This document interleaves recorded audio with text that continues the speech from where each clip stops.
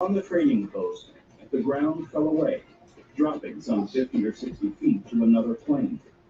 It was as if, at some point in the dim, distant past, the land to the south and east of the jagged escarpment dropped suddenly. People called it the catwalk. The levelness of the terrain on both sides meant a person could see for 20 miles or more from up here. There wasn't much to see. A lot of flat, mostly sandy land. Aba, ang aga ni Jonathan ah. Mega mega love, shout out Jonathan Consuelo. Sino yung Madam Loli? Ako.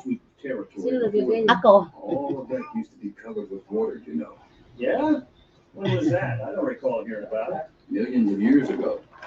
The Gulf of Talon-talon na Mexico naman yan was si all the way up Jonathan. here. It was on this side of the cap rock too.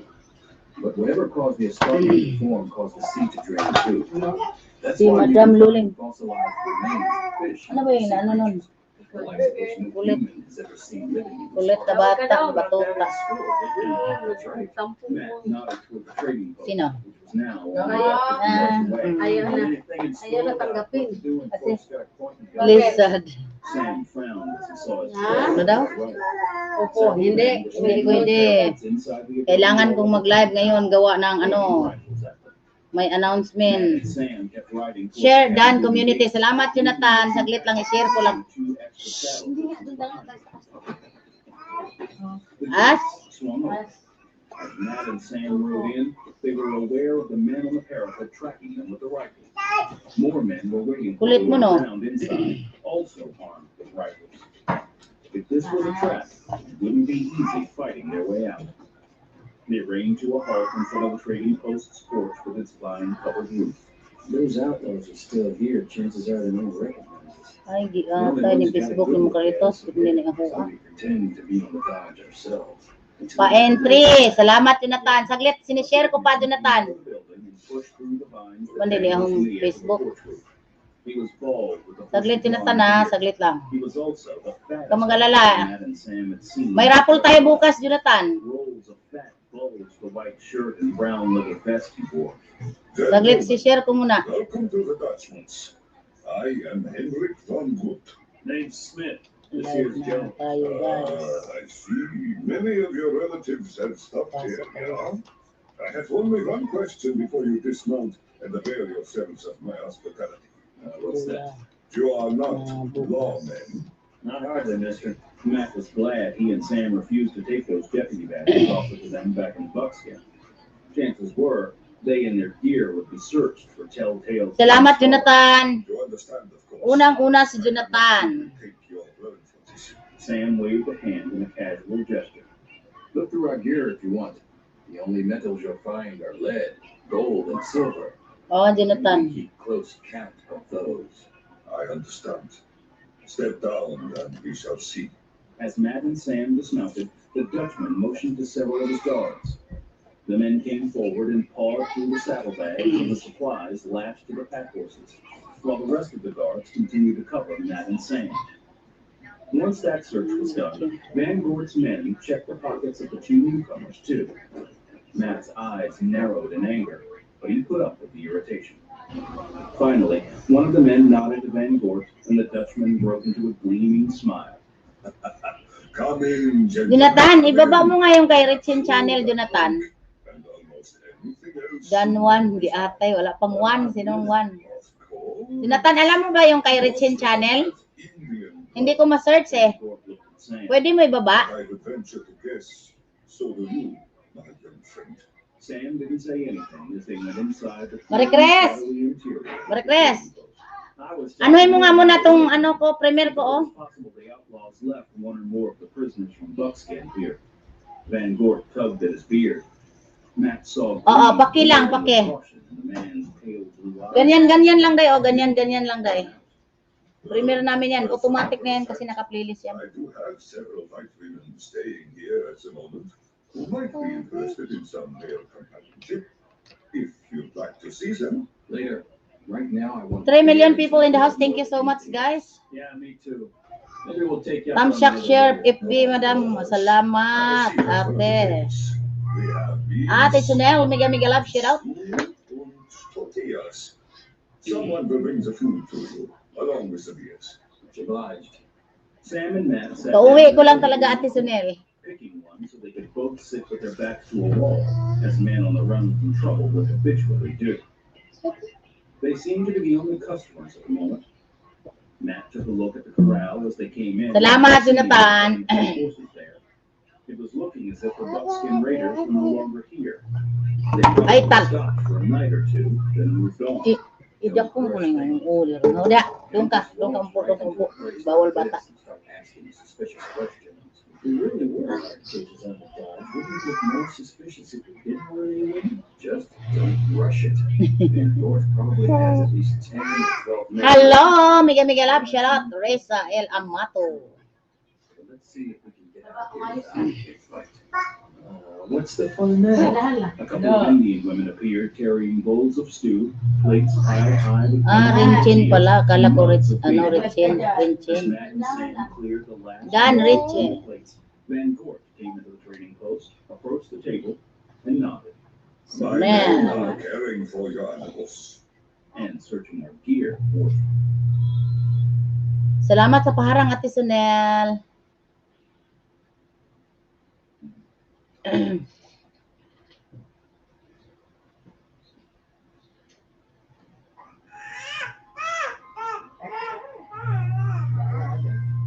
million people in the house. Thank you so much.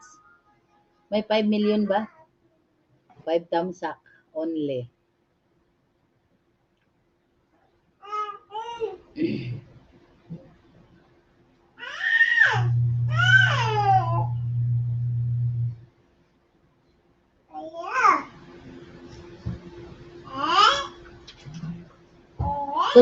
Plus Kabo, Mega Love, shout out.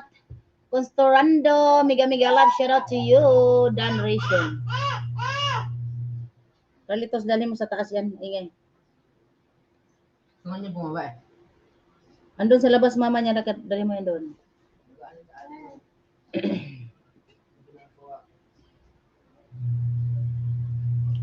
3 million people in the house. Thank you so much. Plus Kaboom, thank you.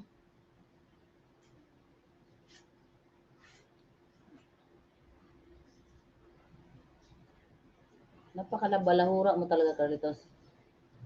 Ito, kanain mo dito. Doon ka nga, bawal nga. Bawal, kulit ka. Bawal ba yung makita? Bawal. Ayun, nagpagitna ang buwang, oh.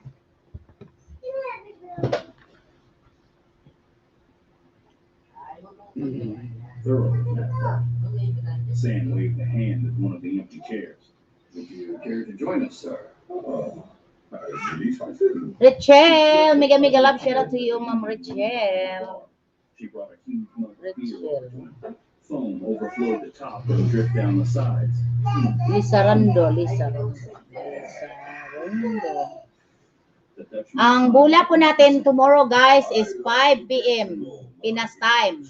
So, Mr. Smith, Mr. Jones, what brings you to my trading post? We're here for our health. We like the climate. Yeah, it's not too hot here. Most people would say West Texas is hotter than the heat from hell. Yeah. Well, there's hot, and then there's hot. Paki-share po, guys. Paki-share. As the Rangers, Ang papapanalunan po natin tomorrow is 2,900, 10 tig to 50. And then another raffle na naman last week of November, October. And then iba pa yung sa Grand LS natin by December. Dito pa rin kukuha. Reds de la Cruz, Mega Love, shout out Team Ganda. Maraming salamat, sis. Now, since you appear to be almost finished with your meal, shall I send those women down? Yung bubulahin for tomorrow, guys, is yung pamasko ni Agnes. The Dutchmen seem to have accepted them as being owl boots. They could risk taking a look at the 2,900. Yung sa ano po, guys, sa December natin, 4 na sakong bigas at marami pang iba. Basta malalaman nyo. They needed a chance to talk to the captains in private. Mayroon subscriber, mayroon pang Rialyn Amato, Mega Love, shout out. Matt could tell by looking at Sam, his blood brother thought the the same. Invite po ako, teka. So much danger together. Invite po ako ni Ate Risa Amato. Okay, thank you. May another entry si Risa. Risa He spoke to the woman there, who came out from behind the bar and Amato. climbed a narrow set of stairs to the trading post. Tapos yung kanyang Rinalin. She returned. Squid Games, mega mega love, shout out. The stairs behind her trailed several women, Yan, followed by a hard-faced Rialin. guard with a rifle. Though the women's clothing was tattered and torn, their faces showed the heart. Pa-entry, salamat. Squid Games, shout out sa lahat, sabi ni Fred de la Cruz. Hello, sis Rialin, sabi ni Risa. As he saw what had been done to them. The women weren't tied or chained in any way Matt could see. They didn't have to be restrained. Their spirits were broken. Mega mega love, shout out si Sikoy Sally Tribinom. Salamat sa pag-share. Pa-entry ka na sis, Squid Brook Las Kaboom. The price will be a bit higher, but well worth it, I assure you. Bigyan mo papa mo to soft drinks, baka walang soft drinks yan. The rage he felt. Sam did likewise. Pa-entry na kayo guys, bukas may raffle tayo. Si Fred de la Cruz, sabi ni Sally. In her 30s. Matt nodded to a woman with tangled blonde hair, who appeared to be about 25. I'll take her. The Indian woman grabbed the blonde's arm and shoved her toward Matt. He patted her shoulder as she stood in front of him, head bowed. Sino ba nag-live today? Reassuring, but she flinched. You couldn't blame her for that. Yan mo Sam narinig. selected the next to the oldest woman. Hindi rinig ako niyan. Her eyes Di pangatlong module ulit. Sino nag-live ngayon sis? quickly extinguished by a thump to the head. Matt saw the muscle jumping a little in Sam's jaw and knew Sam. Kasi anong tawag dito, pagdating ko, inopen ko lang computer, diretso live na. They had to bide their time. Gunplay now wouldn't solve anything. The rooms are at the top of the stairs, gentlemen. Please enjoy yourselves. We intend to. What you mean?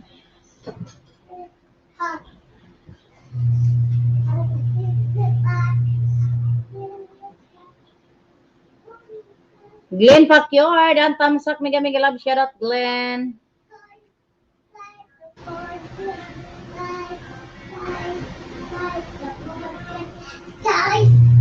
Matt and the woman were alone in a small room on the second floor of the trading post. The room had nothing in it but a narrow bed with a sagging mattress and one rickety-looking chair. Alitos, tawagin mo nga to dyan. Didn't answer. She kept her eyes downcast and reached for the buttons of her dress. No. Dan sa nakapin, si Siganda Sali. Sabi ni Fred de la Cruz. Alitos. Listen. Matt put his hand up Jonathan. her chin and tipped her head up until she had no choice but to look at him. My name is Matt Bodine. The folks back in Buxton sent me to help you. For a second, she showed no reaction. Then suddenly, Matt saw something flash in her eyes. Buxton? You're from Buxton? Yes, ma'am. Okay lang yan, okay lang. Oh my God. She sagged against him as if every muscle in her body had gone limp at once. Matt had no Chani choice. Beck, mega mega love, shout out. Chani Beck. She buried her face against his chest.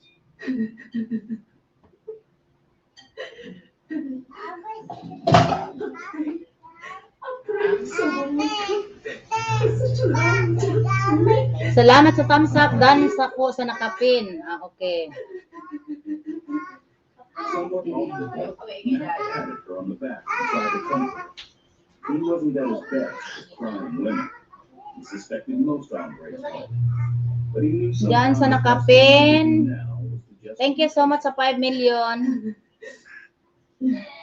After a while, she seemed to cry herself out.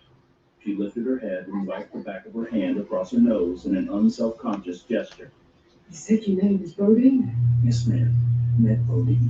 I'm Alice Fletcher. Even though her eyes lost the dull, uncaring look, they were still filled with worry. Where you going? That awful man. That Van Gould. He has a lot of gun working for him. There's something your brother and I have experienced. Your brother? Well, there's more than one of you here. Blood brother, actually. Name's Sam Tudor. He's in a middle of the... Ate Sunil, maraming salamat. The folks are eager to get y'all back. Even as her Narinig niyo ba ako? True. Too often, Matt heard stories about white women rescued from captivity with the Indians, only to be shunned because they were forced to lay with the Dalhin mo nga captives. doon yan. Some of those unfortunate Dan stories- share. Thank you so much, Kikay Colette. The real shame, the way Matt saw it, was people didn't have no sense. Sabi niya, dalhin mo doon. Inak. Are they still around? They left a couple of days ago. Then the guard struck some sort of deal with their leader. He was supposed to return us the buckskin, I think, in exchange for some ransom money. He decided to put us to work for a while first. That way he could make the most out of us, he said. Matt's Oo, my baby. He was looking forward Di, to kami, showing ha, ha, ha. and Gort. You know where those outlaws were headed? I have no idea. What about their leader? You know who he was? I heard his name mentioned. I think it was Manny. The first name was Odd. Deuce? Deuce, no. That's right. I heard of him, but never crossed trails with him. He's supposed to be mean as a devil. The men who ride with him are just as bad. Yes. They're devils, each and every one of them. Devils. Baliw. When I sort of promised the folks back in Buckskin, try to- Dan sa nakapen. Thank you. You wouldn't have a chance against them. Sam and I are used to long odds. Saglit lang, magbababa ako ng ano, guys. That's gonna have to wait until we make sure you and the other ladies are safe. You take us back to Buckskin? Matt hesitated. Turning around and taking the women all the way back Baby. to Buckskin would put him and Sam more than a week. Oo nga, wala kami narinig. May ganon? What else could they do? Even after the women were free, May ganon talaga? they couldn't be left alone to fend for themselves and get back home on their own. This was a problem, but Matt didn't see any solution to it. We'll get you home. What else could he say? She hugged him. Thank you, Mr. Bodine. Something occurred to Alice. Hansnel, maraming salamat. The outlaws are still here Yeah. How come they didn't go with the others? because they're both hurt. They got in some sort of fight. Saglit lang ha, kasi nag-ano pa ako ng ano. The other has a broken leg. Melanie left him behind to recuperate. I wonder if they're supposed to meet up with the rest of the gang. I wouldn't know about that. Papalo ka? Good chance they know about where he's heading. You and your blood brother are Ha, lakas ng boses mo, madam. Sorry. Right now, though, the main thing is to make sure all of you. Makulit yung batuta namin dito eh. We don't know for sure how many men the Dutchman has around here. I've seen Sino yung tapos sa kanina? none of them think. And there are Johnny Beck-Beck? women. They Okay, look Johnny for Beck-Beck. these wives. They're as bad as the men. They beat us and threaten to torture us. I reckon the men are scattered all around the compound, too. I don't know. We've been kept inside ever since we got here. Dave TV, yun oh. Let's get Van Din Dave, maraming salamat. Sally hi. Sam can get the drop on the whole bunch Taas. at once. There had to be a way to Sabi do ko, wag ka dito, sabihin niya pa. that. An Ha? idea Sabi ko, like when sige, they- sige, sige, sige. kept them Papaluin ko talaga dito. Ito ah. Sigurado. The Vanguard's men is always right outside the door. saying, Asan disbanje? Tell the others who see me out and why we're here. Make sure they understand their key fact. Even if we can't Ganda ng boses mo, parang araw si IG ata. May ganon. So Vanguard will get the ideas of the door. That's right. May ganon pala. Ate Sunay, lumakyat ka na nga dito. Oh.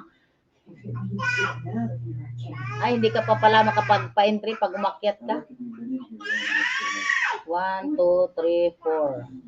That's all right. Nakalimang entry na tayong baba, guys. Lima na yung nababa ko dyan.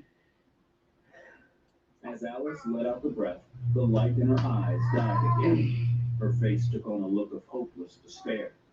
Alice looked as Siminto pa pala broken liig and ko. scarred Hindi as ata. when Matt first saw her. Nagbuhat ako ng ano eh. Now Panambak was a eh kanina. chance to talk privately with Sam and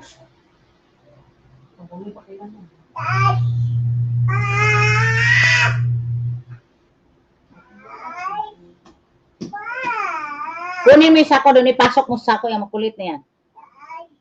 Hindi umakyat ka doon. Umakyat ka. Dagwa mo ha. Dukurit mo yung buang. Lisod. Kiss mo na ako. Taas. Taas. Lalagot ka kay Tito. Galit si Tito. Tito oh. Lo. explain his idea.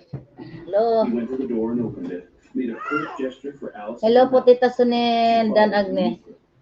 The hard-faced guard lounged nearby with one shoulder propped against the wall. He straightened as Matt and the blonde emerged from the squalid little room. A leering grin appeared on his face. Dan sa nakapin. Apat yan. 1, 2, 3, Sam came 4. downstairs a few minutes after Matt did. He was alone too, and Matt knew the prisoners were sequestered again. Ikay. Just fine. I got exactly what I needed. Matt nodded, knowing what Sam meant. Ikay. Sam's talk with the other woman went well. You have any ideas about how to handle Gordon's money? Not yet. It just so happens that I do. Let's go check on the horses. Sure. Sam got to his feet too. And Apat bakikay. Dan, Agnes, Sisikoy, Ate Janet at Jayman. Dan sa nakapin. O, kay Risa muna ako. Kay Risa muna ha. Kay Risa muna apat. Tapos na si Tita eh.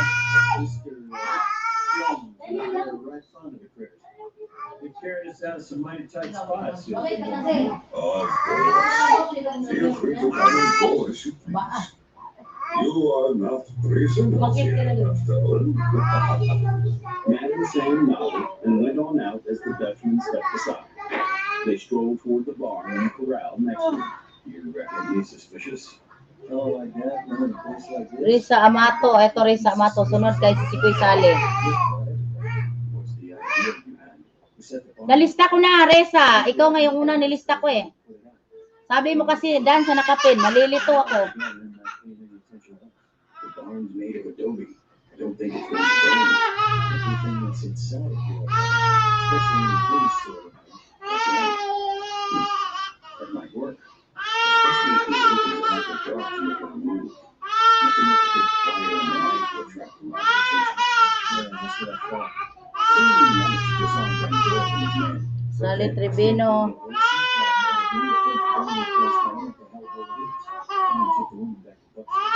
Ayun, kay Sally na ako. Sunod kay Sally. Ate Sunil, Dan, Mayang.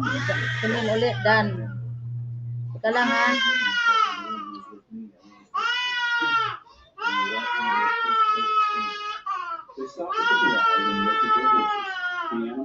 Bigay mga love share sa Samantha page. Maraming salamat sis. Kalitos, kunin mo yung bata. Masipag. Salamat, Ma'am Samantha. Nalagay ko lang mayang sa pa-entry ko kay Richin. Oo, tama. Dali mo doon sa dahil sa apat na kapin. Makulit nga yun eh, makulit. Sobra. Samantha. One of the Indian women stood behind the bar, while a man the Blood Brothers hadn't seen before sat at one of the tables playing solitaire with a deck of greasy cards. Jonathan Dan sa The man's nakapin. left leg was splintered and heavily bandaged, and propped up on another chair as he laid out the cards and took an occasional pull on a bottle of whiskey. That would be one of the men Alice Fletcher mentioned. Sige, tumalon ka pa. The one who broke his leg in the scuffle. One of Bruce Mallory's gang. Knowing he was this close to a man who had taken part in the raid on Buckskin, made Matt want to pull one of his Colts and ventilate the son of a bitch. Patience wasn't Matt Bodine's strong suit. Whenever he had to wait for something, time dragged. But eventually, the sun went down and night settled over West Texas. Jonathan Consuelo. Ito, Jonathan. Sa'yo. Downstairs and joined this fellow out. This hombre's shoulder was bandaged, and his left arm rode in a sling. Both of the outlaws. Sinsya na kayo guys, anak ng kapatid ko. But didn't seem to recognize them or pay much attention to them. No other hard cases rode in during the afternoon. Nandito kasi sila eh, nag-visit. Matt and Sam already faced a big enough challenge without the odds against them increasing. Van Gort came in and lit several lamps in the bar. 5 million people in the house. Thank you so much. That'll be fine. Hey, init. One of the Indian women went upstairs carrying a pot of stew. Matt Lucky, supposed that would be supper for Jackie. the prisoners. He and Sam gave each other barely discernible nods. It was time. I think I'll go check on the horses again before I eat. Matt nodded and made no move to get up. Wala It talagang didn't really bago eh. matter who set the fire and who remained inside. Each would face their own set of dangers. Van Gogh paid no attention to Slide Sam went number out, 6. but Matt figured that wasn't really the case. The Dutchman struck him as a man who didn't miss much, but Van Gogh had no reason to suspect them of wanting to cause trouble. Mega Love, shout out! Ay, si Richin pala to. And they gave him no reason Dan to sa think there was nakapin, anything 4. else. Time continued to slip by with maddening slowness after Sam left. Salamat sa 6 Matt million, took a sip of guys. beer. It was flat now, and he hadn't been that good to start with. Then what he had been waiting for. Lizardo. Lizardo. Sam Two Wolves could see almost as well as a Richel. cat. A few minutes earlier, as he ambled across the courtyard inside the compound toward the barn and the corral, he saw tiny pinpoints of orange.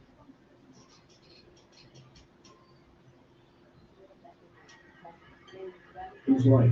The glowing ends of querls the guards on the parapet near the gates were smoking. The parapet ran all the way around inside the wall, and Sam figured the Dutchman had sentries posted on all 4 sides of the compound. Plus, there was a Lizardo, lookout Lizardo, ayan. The Blood Brothers spotted her earlier when they were outside. A long, low adobe building to Sam's left was probably the bunkhouse where the men who worked for Van Gogh lived.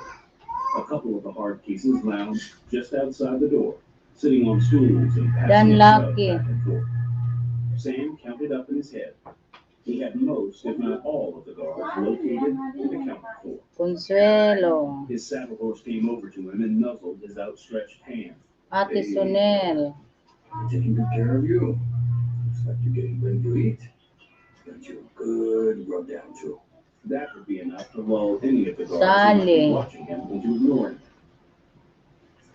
When he judged it to be safe, he started edging along the corral fence, knowing his shape would blend in with the dark Richel coats of the Lizardo. horses as they milled around inside the enclosure. When he reached the corner of the barn, he slid along the wall to the double doors, one of which was already partly open. Ate Sunil The gap Harang. was wide enough for Sam to be able to duck through it. He found himself in near total darkness, but his eyes adjusted more, and after a few moments, he was able to make his way around, guided by the faint starlight through the open door and a window up in the hayloft. The loft was his destination. He found the ladder and climbed it. When he reached the top, he took a match from his pocket, cupped his other hand around it, and snapped it into life with his thumbnail. His hand shielded the glare so it couldn't be seen from outside. At least, he hoped that was the case. He didn't want the Dutchman's guards to notice the fire too soon, trapping him before he could get out. The light from the match showed Sam the pile of hay on one side of the loft. He went over to it, kicked at it until he had a trail of hay leading almost to the ladder. Risa. The match burned down almost to his fingers, so he had to shake it out. He climbed down the ladder until only his head and shoulders were above the level of the loft. Then he lit another match and reached over to drop it. Kung sino'y nakikita ko dyan nakatambay, magdadagdag ako ng 10 entry for tomorrow. Sam hurried down the ladder. Above him, the glare 4 million people in the house. Thank you so much. The ceiling of the barn as the fire spread. Suddenly, the hay pile caught. The burst of flame lit up the whole barn. Sam let go of the ladder and dropped the remaining few feet. Landing lively, he ran toward the rear door Labas of the mo yung barn, isda, di. which opened out into the corral.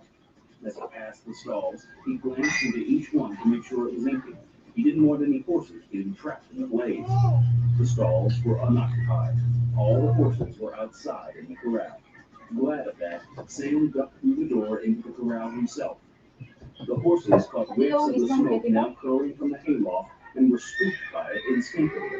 They began milling around even more. The presence of a strange human in their midst didn't help calm them down. Oh, ibaba mo. Sam crouched behind a water trough near the fence. Done As in the two the men who'd been drinking outside the bunkhouse earlier came over to the corral. What the hell's wrong with those horses? Beats me. Something sure got them spooked, baby. Jesus, look up at the halo. Shit, fire! The barn's on fire! Dan Sam 7. Two waited tensely, crouched behind the water trough in deep shadow, as the crackle of flames from the barn grew louder.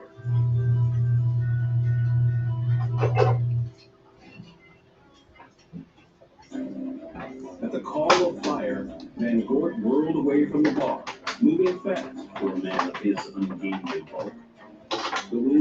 outlaw shot to his feet, but the one with the broken leg stayed where he was. Matt figured he'd better get up too, so the others wouldn't get suspicious of him just yet. He followed Van Gogh and the owl group to the door of the trading post. Dan Lucky Ducky. We must put the fire out. The Indian woman hurried from behind the bar, and three more women, all of them Wednesday green, TV. came running down the stairs. The Dutchman's regular sporting women. Number 8. The prisoners were still locked up. The guard ran down the stairs behind the porch. Fire trumped just about every other concern on the frontier. Matt hesitated just enough to let the others rush out ahead of him without being too Dan obvious. Inday. He watched them stream across the courtyard in the Dutchman's wake. As soon as Matt was alone in the trading post with a broken leg outlaw, he turned and strode toward the man. Hey, think you're gonna hit them fight that fire? Moving quickly, Matt holstered his revolver and plucked the Winchester from a rack on the wall. He took a box of cartridges from a nearby shelf and thumbed the rounds into the rifle's loading gate until the 15-shot magazine was full. Then, carrying the Winchester, he stepped onto the trading post's porch and pushed through the hanging vines. Outside, men were running back and forth from the barn to the well, bringing back buckets of water that they flung in the raging flames. The blaze spread quickly. Great tongues of fire licked out the barn's door. Matt didn't know where Sam was, but he was willing to bet his blood brother was somewhere close by. For a second, worry tickled the back of Matt's brain. Then, Everybody freeze! Drop your guns! Dan Iron. Cover! Do it! I'll bet like the first man who tries anything! the Dutchman, gaping in shock, turned first toward the corral and then toward the trading post. Jonathan. Several of the other men were looking back and forth too, obviously confused. Kill them! Kill them all! Some of the guards hesitated, but others instinctively followed Van Gort's orders and clawed for their guns as they dropped the buckets. A slug from Matt's Winchester plowed into a man's chest and drove him backward off his feet. At the same time, gun flame lanced from the darkness of the corral. That would be Sam, Matt thought. He worked the Bigyan Miguel up, shout out, Sir DJ Pink Noise, Tamsak di Pungal. Van Gort's men good targets. Matt and Sam each dropped another DJ. man before heavy fire from the remaining guards forced Matt to dive back onto the porch. Matt slammed three more shots from the Winchester as Ay, nako, Sir DJ. two guards go down. Sam Kaano ko lang. corral. Kararating ko lang, diretso na ko live. Fell to his knees and then toppled over on his side. The deadly accuracy of Matt and Sam accounted for more. Galing, naghakot ng buhangin.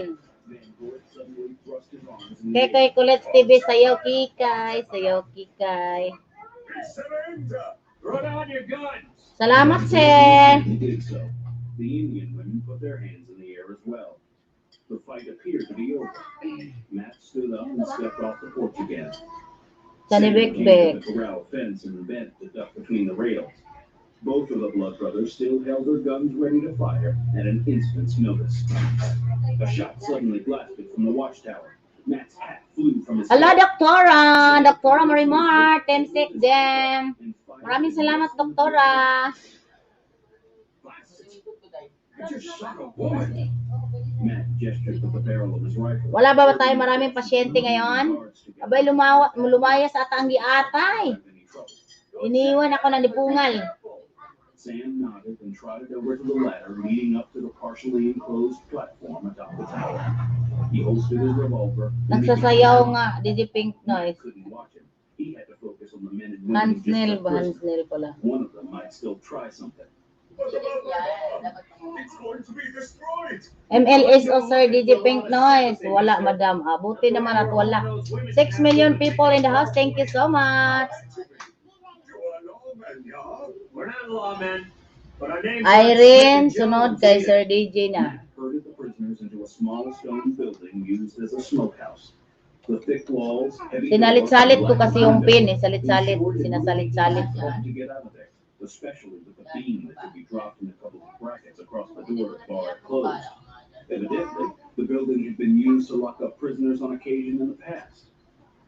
Sam was climbing down from the watchtower with the unconscious form of the lookout over his shoulder. Get those women on the second floor. Huwag tayo magpa-entry, guys. Mangganda ang husky. Atay! Carefully, Matt made Eight, sure number the men nine. found earlier were really dead. All of them were. One of the dead men, Matt noted with a grimace. Salamat sa palipad, Sir DJ. Doktora Marimar, hello, beautiful. Dan Inday. Matt hoped the fellow with the broken leg could still talk. Sam and the buckskin women emerged from the trading post. Let's went down the other buildings. Wala akong pang sayaw, Sir DJ. Yung isang cellphone, nag-exam yung mga bata. Fell inside. Alice Fletcher and the other women. Nasunod na lang yung utang ko, ha? Oh yeah, oh yeah. Masnet TV, oh yeah, oh yeah. Iba na ang ano ngayon, ha? Oh yeah na. Ayaw mo dyan magpatuto. Hindi nga pwede dyan, baka Hindi pwede yan. marunong ka pa sa akin ka dito, malis ka dito sa harapan ko. Sam let the women keep an eye on the dwindling fire and get inside the trading post. The owl hoop with the broken leg was still unconscious. Dan hindi, tinapos ko pa harang, kaya natagalan po ako, boss. Huwag ka sumayaw, di pungal ka baba, mahulugan ka ng pasador, animal, giatay. Yan is Kim, miga love, shout out. Sis Ate Sunel, tinapos pa niya palabas ng Ate Inday. Sunel, hello, hello, Yansky. Harang uli, ha. Thank you so much, guys. Yahoo! Miga love, shout out, Mark Saya. We know you were riding with Deuce Mallory and his gang. Mayang, Kuya Prane, miga love, shout out. Number 9 pa lang ako, Kuya Prane. Number 9 pa lang, ha. Konting antay lang, Kuya Prane. Number 9 pa lang ako. At his waist. Lamplight gleamed on the razor-sharp blade as he turned it from side to side. My father was a Cheyenne war chief. 7 million people in the house, sound check. May I drop my house? It's my premiere. Sure.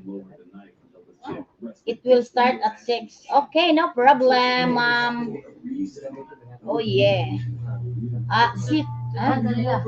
CP channel, miga love, shout out. Tignan mo dyan. Hotdog daw. Request, Yan, may hotdog dyan. Tignan mo dyan. No problem, mayang I'm busy. Tamsak daan kung ako. Okay, salamat kuya. Mamaya kasi nilista ko kasi dito para hindi ako malito. Ayan, sunod-sunod. Ayan, Kasi nalilito ako pag hindi ko nililista, kaya ganyan. Ayan, Dudes was gonna clean the place out, just like we did Buckskin. And then you had to straight across the border into Mexico. Are you boys gonna go after him? What do you think? If Sweet Apple Dan was 9. it is, that's a week's ride or more. Salamat sa tusok. Dan 9. Tika lang. Dan 9, sige kay saglit. Even if we didn't have to take those women back to Buckskin first. As it is, they'll probably be well into Mexico before we can get down there. Risa. All men are army then. I don't intend to let a little thing like a river stop us. I'm glad to hear that. I feel pretty much the same way. What are you boys gonna Jonathan, dan muchas gracias. Ibaba mo dyan, patamsakan ko, As for you, Liensky, ibaba mo na. Jonathan pala. where you and your gang go away Consuelo. you'll be able to see the gallows from your cell. I miss you, Ate Mayang. Salamat, Sip Channel. Matagal na kitang di nakita. Nalilito or nalilibog? Nalilibugan. Giatay, nalilibugan talaga. Nalibog. Sip Channel, hello. Sabi ni Sir DJ. Tigbay ni mga liig. Hala, ang dami pa palang buhangin yung liig ko. Giatay. Maggie O'Brien didn't think it was funny at all. Even in the middle of the afternoon like this, the Black Bull was crowded. Hard-faced, roughly dressed men lined the bar and threw back shots of whiskey so Invite po kayo, live po ni Sir DJ mamayang 8 p.m. po, Pinas time. Mamimigay po ako ng 10 winners of 10 and 20 saging at 10 winners of 100 WS and 10 winners of 100 peso GCash. Only win po, guys. Mamaya po, guys, alas 8 po yan mag-umpisa, guys, kay Sir DJ. MLSO po ging DJ Pink, no, sabi ni CF Channel, Dan 9. and made their way among the tables, allowing the men to call. Sometimes one of those Sino ba yun? would grab a woman's hand Rachel. and lead her up the stairs to the little rooms on the second floor with the saloon's other main business happened. The Lisa, faces of ano the soiled Lisa, doves were Lisa just about as Rondo pala. hard and flinty as those of the men. Ang ganda ng host natin kahit may buhangin sa liig, animal. Maggie felt her face glow Shut up. immediately, carousing in front of her. The curses, 13 the minutes rude, yay. laughter, Tamsak mega mega love. Shout out Crystal Pit Arellano. Guys, puntahan nyo nga guys yung binaba ni Linsky guys.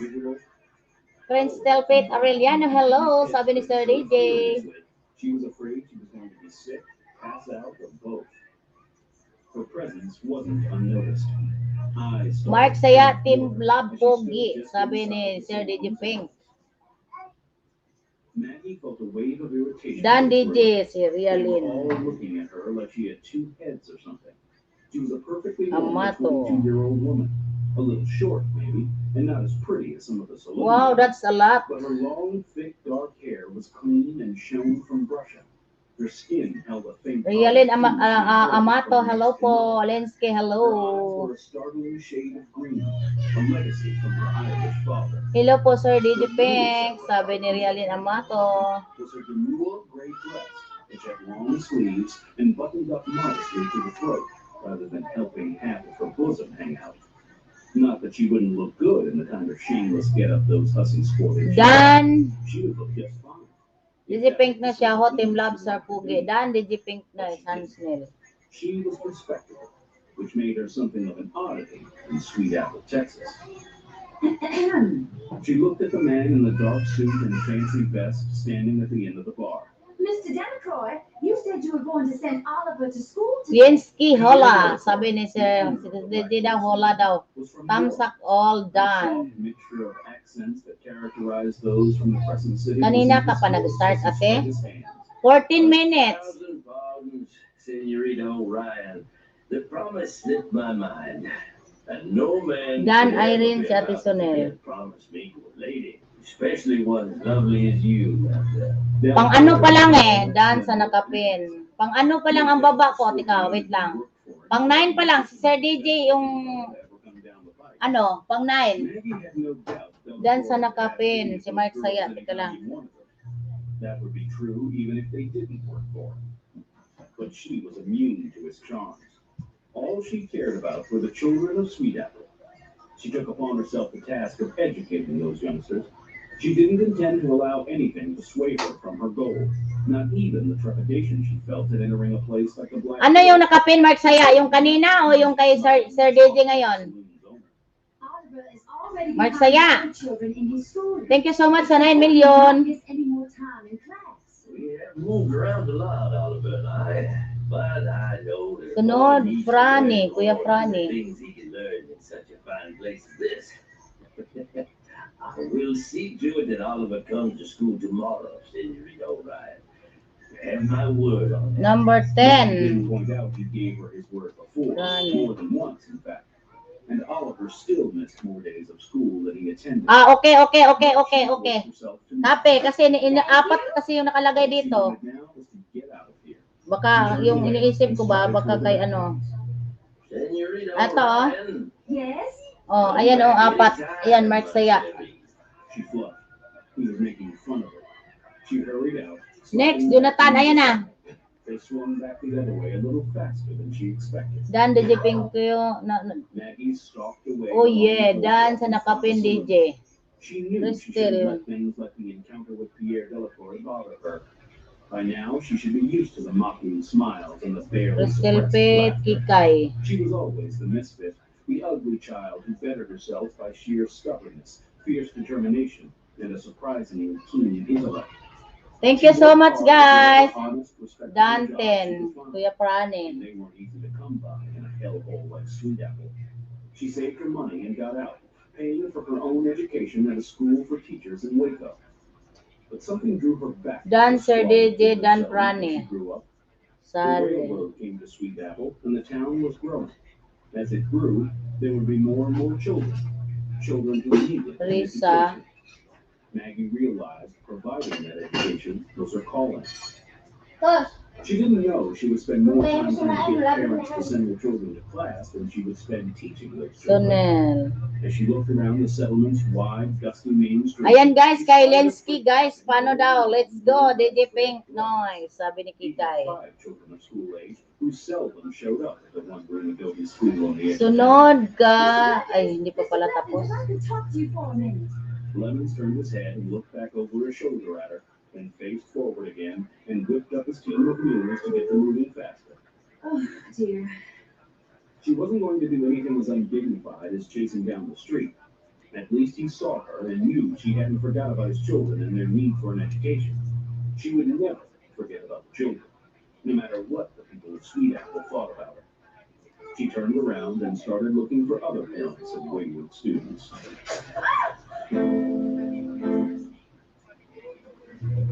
Sweet Apple. Coming into Sweet Apple, Texas. Seymour Standish suppressed the groan of relief that tried to well up in his throat. At last, after long days and longer nights, he was reaching the end of his hellish journey.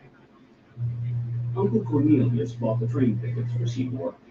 Naturally, it John didn't occur to Browne. him to waste the company's money on extravagances like a sleeping apartment. Seymour slept sitting up on the same hard bench Mark seat he Saya. rode during the day. From New Jersey to Chicago, down to St. Louis, through Little Rock and Texarkana and So Fort Worth now. and San Antonio, and then on west to Del Rio, and still farther west, following the valley of the Rio Grande toward El Paso. Richen. Seymour lost track of the days he spent in this Rachel. rocking and swaying railroad car, breathing air Lisa choked by Rundo. cinders and smoke swirling in through the windows, all of them open in an attempt to relieve the Crystal Fate. stifling heat. All he knew for certain was he was exhausted, miserable, and every muscle in his body was stiff and sore. But now his destination was at hand. On No Snail matter how TV. bad Sweet Apple was, it must be better than this damn train. He pushed his spectacles up on his nose, Mark reached under Saya. his seat for his carpet bag, and pushed his spectacles up again, since bending over made them slip down. He picked up his hat from where it sat on the bench seat next to him. For part of the Tapusin trip, ko a large, paharang. gaudily dressed salesman sat there. When the fellow dozed off, his head wound up resting against Seymour's shoulder. Seymour was sickened by the smell of bay rum and the stale sweat wafting from the man, but there was nothing he could do about it. He wasn't going to risk the John confrontation Prane. by asking the man to move. Thankfully, Seymour didn't have a seatmate since the train left San Antonio. He was able to doze a little himself. The Baldwin locomotive with its diamond-shaped smokestack. Yung hindi pa ka nakatamsak dyan kanina guys. and long string of cars behind it. The locomotive came to a stop beyond the station, so its boiler lined up with the water tank raised on stout wooden legs. This was a water stop, so the train would be here for a while. The position brought the passenger cars even with the long platform attached to the depot. Seymour looked out the window at the low adobe building with its red tile roof.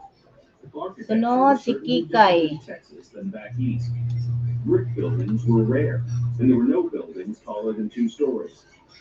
In fact, as he looked down Sweet Apple's main street stretching behind the depot, he saw some of the buildings were constructed to appear to have 2 stories when there really wasn't anything behind the upper part of a facade.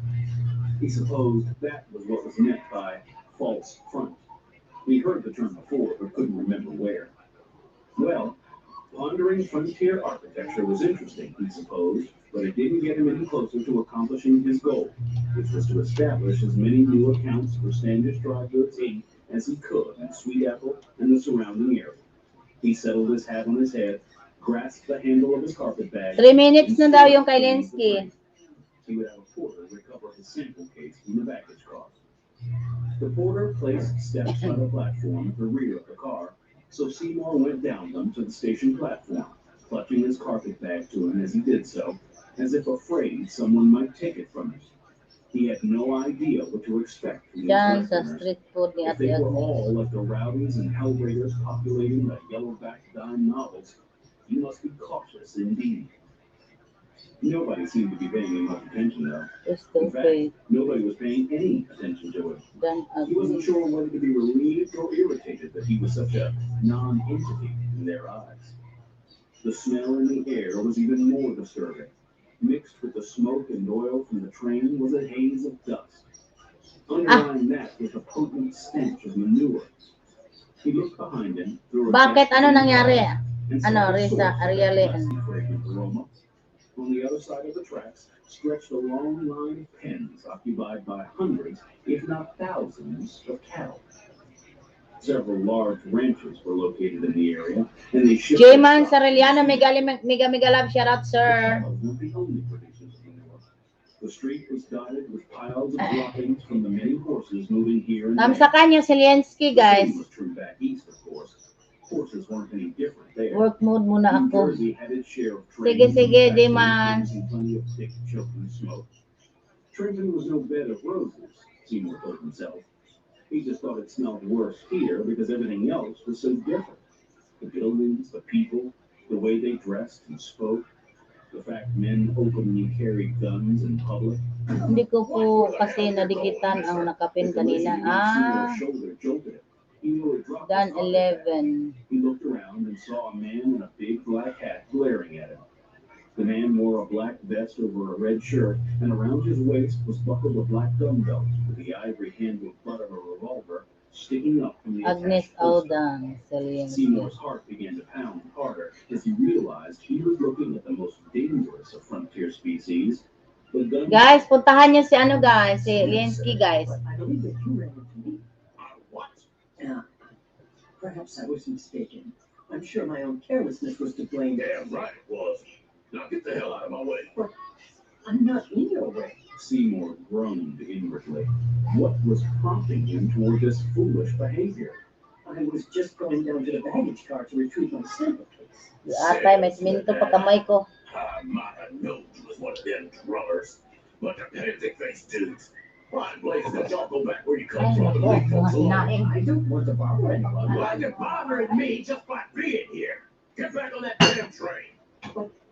But I can't do that. My uncle sent me here. Oh, so you're just a flunky, is that it? I should have known by looking at you that you couldn't never do nothing. Starting na. Tagalog pala to si ano eh. You ain't got one Kala ko yung speaking dollar. Irritation roared with his Kala ko nose. hindi to Pilipino. Sir, I'm just as much a vertebrate as you are. That was a mistake. Nag-start na daw, guys, yung kanyang premiere, guys. But it sure sounded like you just called me a liar.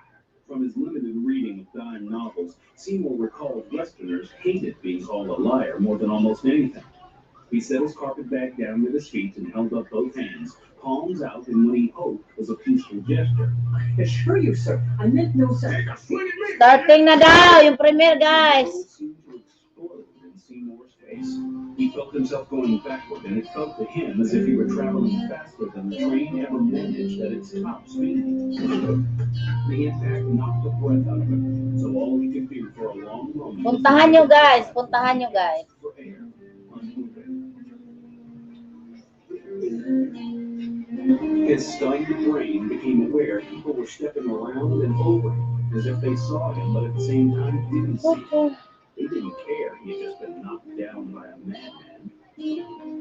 That was what happened, Seymour realized. The gunfighter in the black hat struck him in the face. Now the man moved over. May baha ba, Banilin? Clenched threateningly.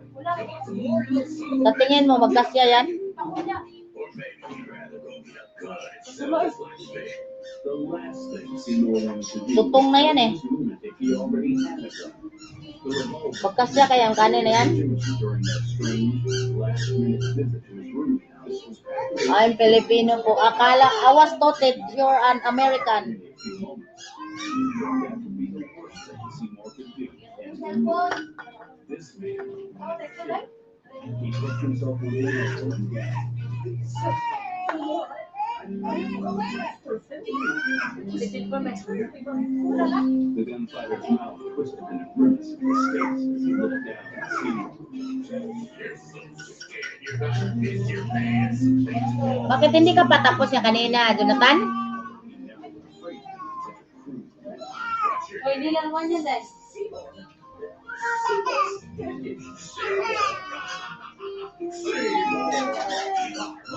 I never seen him more Ano, kailangan ba mag-subscribe? Mag-subscribe. Oh, The man reached down and grabbed Seymour's coat. He hauled the young Easterner to his feet and then gave him a shove toward the train. Get your damn sample case down my sight. Seymour love living, live hurt it. You make me so sick. I think I'm gonna puke. Trembling violently, Seymour looked around for his hat, which had come off when the gunfighter knocked him down. He spotted it lying nearby on the platform. Nilisaw kampo, dan harang, The man shot dan kikay, dan premier. What's the matter? Seymour, can't even pick up your hand. Shouldn't someone summon the authorities? But the people on the platform Jonathan. ignored the whole thing, as if there was nothing unusual about someone discharging a firearm in a public place. 500 pa nga, iba. Go on, Seymour. Oo, Nelisa, pa-entry ka na. Seymour reached for his hat again. Again, the hat went spinning away as a bullet tore through it. Bukas ma-entry tayo guys ha, bukas. 5. The man would stop tormenting him. 5 ng hapon. Thank you so much. Seymour had the You're welcome, Yensky. Pare-Chris, yung toothpick mo kuya, ginawa, no? Dai. As Diba sabi ko sa'yo? Seymour swung around Yay! and discovered the weapon was aimed right at him. The opening at the Tingnan end mo, of the barrel nagdalat. seemed as big around as the floor of a Wala, wala. and stared into it. The gunfighter grinned over the sights at him. God bless you too, Yensky. Oh, little detective. Kanino na ba ako? Hindi na tayo na. Just one. Keep me out of your misery, Seymour. I wouldn't have to look at that. Sally Tribino na tayo, kay Sally na tayo.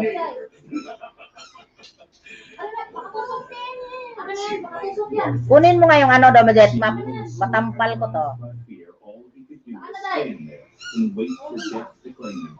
It took a moment for the realization to sink in. The man wasn't going to kill him. In fact, the man appeared to be leaving. He strode past Seymour, deliberately ramming him again with a shoulder as he went by. Seymour staggered, but Number stayed on his 12, feet. Sally. The gunman stalked away without looking back. Seymour's pulse pounded like a trip hammer on his head. He couldn't seem to get enough air in his lungs. He felt sick to his stomach. Here's your sample case, mister. Seymour jumped as the voice spoke behind him. His head jerked around as he searched for some news flash. All he saw was a middle-aged porter in uniform. The man held Seymour's sample case. I seen that little running you had with that fella. You're lucky he didn't kill you instead of just shooting up your hand. Even though we shoot those before, just couldn't felt like it. He calls himself Cole Halliday. I know it has a dream or not. Probably isn't. He's a bad man though. Ibigay mo kasi yan din namin Ain't ng no dalawa. doubt about that. Thing is, he ain't even the worst man in these parts. Not by a long shot. The sheriff? Sheriff's in the county seat, 40 miles from here. He can't get no deputy to stay down here. Seymour ran his fingers through his hair. He was calming down a little now, but he was still trembling a little. Ate What Sonel. about the local constable or a marshal? Ain't none. Ain't nobody in these parts damn old enough to take the job. Well, there you go. Well, that's the only bag you got except that carpet bag, ain't it? Seymour managed to nod. You can take care now, you hear? The jeering taunts came from behind Seymour. He twisted around and saw several children standing there, grinning and pointing at him. Obviously, they heard what Cole Halliday called him.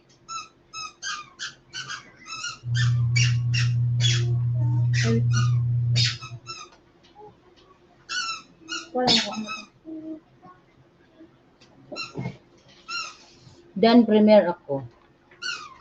Woman's hands and lead her up the stairs to the little rooms on the second floor, where the saloon's other main business happened. The faces of the soiled doves were just about as hard and flinty as those Hindi, of the men, makita dyan. although the pink dog filament concealed their head. Okay, uli. She took in her Dagway, dyan mo. the curses, the rude, raucous laughter, the smells of cheap Ah? tobacco smoke, spilled liquor, Ang gigamit ko? flesh, and the waste products of untold individual. All of it combined to make Maggie's head spin so Jesus. furiously. She was afraid she was going to sick, pass out, or both. The presence was- Salamat, Sir DJ. started to turn Nag-iisa na lang tao ko. Just inside the saloon's entrance. Kanina nandyan yung tubig, hindi ka uminom. They were all looking at her like she Kalap. had two heads. Day! She was a perfectly Tigas normal talaga ng bungo. Itong girl, buang na to. a Oh. little short, Dito maybe, be. and not as pretty as some of the saloon women, but her long, thick, dark hair was clean and shone from brushing. Her skin held a faint olive hue she inherited from her Mexican mother. Ito na, wala na may lilista. Walang tao eh. Startling Saan shade tao of dyan? Wala green, mo tao. a legacy from her Irish father. What really set her apart from the other Yung kanin doon, yun na yun? Wala nang bahaw? gray dress, Yun, yung bahaw pa rin which had nakita ko. no Nasa sleeves ano, and buttoned up modestly to the throat, rather than helping half of her clothes hang out. Dito kasi nakita ko isa lang. Shameless ghetto face husband stood. Million kasi ako yung atay. Galit ko na all She yan. was the woman she wanted to be, but she didn't. She was respectable, which made her something of an oddity in Sweet Apple. Andyan nabidi-bidi si ano. She looked at the man in the dark suit and fancy vest standing at the edge of the bar. Mr. Delacroix, you said you were going to send Oliver to school today. Pierre Delacroix, Ito ba? was from New Orleans. Day, The soft mixture of accents that characterized those from the Crescent City was in his voice as he spread his hands. 1,000 pardons, Senorita O'Ryan. The Ito, promise pag may slipped my magpasawa, mind. tudas talaga And nito. no man should ever be allowed Sige. to forget promise made. Sige, sige. Tignan ko lang. Especially one as lovely as you. Sige, tignan ko lang. Delacroix was tall, slender, and handsome. No doubt the sporting women who worked for him thought he was just about the best-looking fella to ever come down the pike. Maggie had no doubt Delacroix could have any of those girls anytime he wanted them. That would be true even if they didn't work for him. But she was immune to his charms. All she cared about were the children of Sweet Apple. She took upon herself the task of educating those youngsters. She didn't intend to allow anything to sway her from her goal, not even the trepidation she felt at entering a place like the Black Bull, and certainly not the easy smile and charm of the saloon owner. Oliver is already behind the other children in his schooling. It's important he Ano not ba? miss any more time in class. We have moved around a lot, Oliver and I. But I know that a boy needs to learn more than the things he can learn in such a fine place as this. I will see to it that Oliver comes to school tomorrow, Senorita Okay. O'Ryan. You have my word on that. Maggie didn't point out he gave her his word before, more than once, in fact. And Oliver still missed more days of school than he attended. Tatalon-talon si Sikay. Okay lang si Sikay, walang problema. Thank you. All she wanted now was to get out of here. She turned away and started toward the back lanes. Senorita O'Ryan, Yes? come back anytime, my chérie. She flushed. Oh, dito ba She was siya? making fun of her. She hurried out, slapping the back lanes aside. They swung back the other way a little faster than she expected. Oh, Maggie stalked away along the boardwalk in front of the saloon. She knew she shouldn't let things like the encounter with Pierre Delacroix bother her. By now, she should be used to the mocking smiles and the barely suppressed laughter. She was always the ugly child who bettered herself by sheer stubbornness, fierce determination, and a surprisingly keen intellect. She worked hard at whatever honest, respectable job she could find. 13 They weren't January. easy to come by in a hellhole like Sweet Apple. She saved her money and got out, paying for her own education at a school for teachers in Wake Up. But 14. something drew her back to the squalid border settlement where she grew up. Ate The Julie. railroad came to Sweet Apple, and the town was growing. As it grew, there would be more and more children who needed an education. Maggie realized providing that education was her calling. She didn't know she would spend more time trying to get parents to send their children to class than she would spend teaching those children. As she looked around the settlement's wide, dusty main street, she spotted a freight wagon. Salamat, sir. driven by Fred Blevins. He had 5 children of school age who seldom showed up at the one room building school. Oo, Crystal Pet, saglit lang be. Mr. Blevins, I'd like to talk to you for a minute. Blevins turned his head and looked back over his shoulder, Lancel. then faced forward again and whipped up his team of mules to get them moving faster. Oh, dear. She wasn't going to do anything as undignified as chasing down the street. At least he saw her and knew she hadn't forgot about his children and their need for an education. Ano ba to? Walang She mga would bagong never video. forget about the children, no matter what the people in Nayir Sweet ko Apple thought pong about her. pa. She turned around and started looking for other parents of wayward students.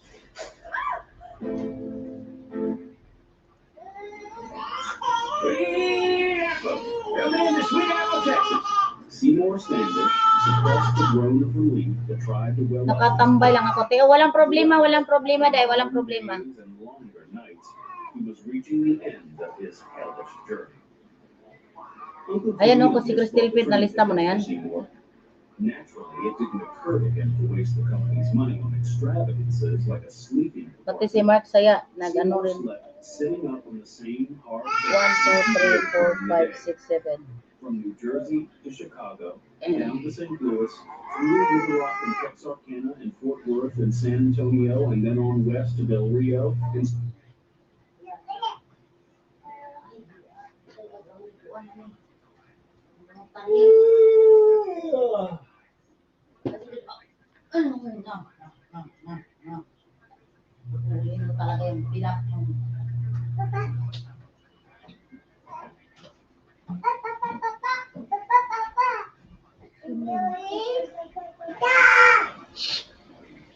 Pag ito natusok nito, ay nako, iwan na lang.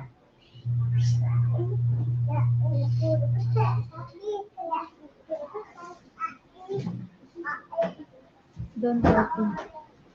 Sorry. How many of the tortillas of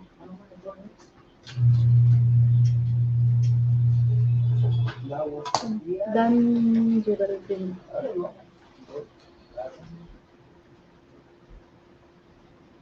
Seven.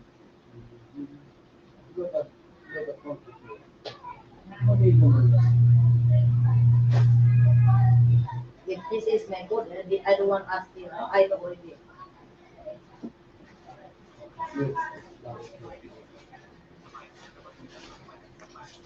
still farther west, following the valley of the Rio Grande toward El Paso. Hi, Ate Crystal Pitt, Arellano. This rocking, swaying railroad car, breathing air choked by cinders, Dan and smoke Geraldine. swirling in through the windows, Ay, all of them Tito. open in an attempt Kamusta ang to relieve the lahat? stifling heat. All he knew for certain was he was exhausted, miserable, and every muscle in his body was stiff and sore. But now his destination was at hand. No matter how bad Sweet Apple was, it must be better than this damn train. Dan He pushed Julie. his spectacles up on his nose, reached under his seat for his carpet bag, and pushed his spectacles up again, since bending Ma'am over him Sonal. slipped down. He picked Nagalab up his shout hat out and to Ma'am sat on Sonal. the bench seat next to him. For part of the trip, a large, gaudily dressed salesman sat there. When the fellow dozed Sir off, DJ, his head lumayas wound na. up resting against Kasi Seymour's nga, ako shoulder. lang dito. Seymour was sickened by the smell of bay rum and stale sweat wafting from the man, but there was nothing he could do about it. He wasn't going to risk a confrontation by asking the man. Lumayas ang dipungal. Thankfully, Seymour didn't have a seatmate since the train left San Antonio. Luto lang ako saglit, guys. Luto lang ako saglit. Kain muna kayo dyan. Lisa El Amato. Magluto lang ako saglit. Pulling a long string of cars behind it. The locomotive came to a Lisa stop El beyond Amato, the station, hirap shout so it's out. more than Magluto sa Karyo ang meat, guys. raised on stout wooden legs. This was a water stop, so the train would be here for a while. The position brought the passenger cars even with the long platform attached to the depot. Seymour looked out the window at the low adobe building with its red tile roof. Architecture was certainly different in Texas than back east. Brick buildings were rare, and there were no buildings taller than 2 stories. In fact, as he looked down Sweet Apple's main street stretching behind the depot, he saw some of the buildings were Dan constructed to kay, appear to have 2 ano, stories Dan when there 15 really sa wasn't Kasali. anything behind the upper part of a facade. He supposed that was what was meant by false front. He heard the term before, Dan, but Ate couldn't Julie. remember where. Ano yan? Nagpakulay? Pondering Nagpakulay ng itim. Ate, ay Kuya but Jonathan. it didn't get him any closer to Crystal accomplishing Pitt, his goal, Arellano, Dan, which was Ate to Julie. establish as many new accounts for Standish Dry Goods Inc. as he could in Sweet Apple and the surrounding area. He settled his hat on his head, Dan 13C, Sir and Jonathan. stood up to leave the train. He would have a porter recover his sample case from the baggage car. The porter placed steps by the platform. Risael to the rear of Amato, the car. So Seymour Lancel, went down onto the station platform, clutching his carpet bag to him as he did so, as if afraid someone might take it from him. He had no idea what to expect from these Westerners. If they were all like the rowdies and hellraisers populating the yellow-backed dime novels, Jonathan, Dan he must be 15. cautious indeed. Nobody seemed to be paying him much attention, though. In fact, nobody was paying any attention to him. He wasn't sure whether to be relieved or irritated. Idamay mo na kami sa lutuin mo, si Sikoy. Sabi ni Ate Sari The Trevino. smell in the air Dan was sa even 13, more 14, disturbing. 15. Risa, Mixed with the Risa, smoke Risa. and oil from the train was a haze of dust. Risa El Amato, Dan sa tatlong Stench of manure. nakapin ba? He 13, looked behind 14. him through a gap between cars and saw the source of that less than fragrant aroma. On the other side of the tracks stretched a long line of pens occupied by hundreds, if not thousands, of cattle. Several large ranches were located in the area, and they shipped their stock from Sweetapple. The cattle weren't the only producers of manure. The street was dotted with Hans piles of Nedan droppings sa from the many 13, horses 14, moving here 15. and there. The same was Iris, true back sasabi ni east, of course. Sonal, Ma'am Horses weren't any Sonel. different there. Nice. New Jersey had its share of trains and factories producing plenty of thick, choking smoke. Trenton was no bed of roses, Seymour told himself. He just thought it smelled worse here because everything else was so different. The buildings, the people, the way they dressed and spoke, the fact men openly Mega carried love guns shout out in Tita public. at Sunel, sabi ni Where the hell Ate you're Crystal going, Kate mister? The Arellano. collision against Seymour's shoulder jolted him. He nearly dropped his carpet bag. He looked around and saw a man with a Dan big black Geraldine hat Lancel glaring at him. Julie. The man wore a black vest over a red shirt, and around his waist was buckled a black gun belt. with the Yes, ivory yes, handle Hansnel, of a kanina, revolver nalista ko na yan. sticking Yun out yung from the attached 13, 14, 15. Seymour's heart began to pound harder as he realized he was looking at the most dangerous of frontier species, the gunfighter. Tapos na sila? Sorry, sir, but I Sunod believe yan. that you ran into me. What? Perhaps I was mistaken. I'm sure my own carelessness was to blame. Damn right it was. Now get the hell out of my way. I'm not in your way. Seymour groaned inwardly. What was prompting him toward this foolish behavior? I was just going down to the baggage car to retrieve my sample case. Salesman, I might have known you was one of them drummers. Bunch of pansy-faced dudes. Why in blazes don't y'all go back where you come from and leave folks alone? I don't want to bother anyone. Why is it bothering me just by being here? Get back on that damn train. But I can't do that. My uncle sent me here. Oh, so you're just a flunky, is that it? I should have known by looking at you that you couldn't never do nothing except follow somebody else's orders. You ain't got one damn bit of backbone. Seymour's irritation warred with his nervousness. I assure you, sir, I'm just as much a vertebrate as you are. That was a mistake. I don't know what the hell you're talking about, but it sure sounded like you just called me a liar. From his limited reading of dime novels, Seymour recalled Westerners hated being called a liar more than almost anything. He set his carpet bag down with his feet and held up both hands, palms out in what he hoped was a peaceful gesture. I assure you, sir, I meant no such. Take a swing at me, will you? The world seemed to explode in Seymour's face. He felt himself going backward, and it felt to him as if he were traveling faster than the train ever managed at its top speed. The impact knocked the breath out of him, so all he could do for a long moment was lie there on the platform and gasp for air, unmoving.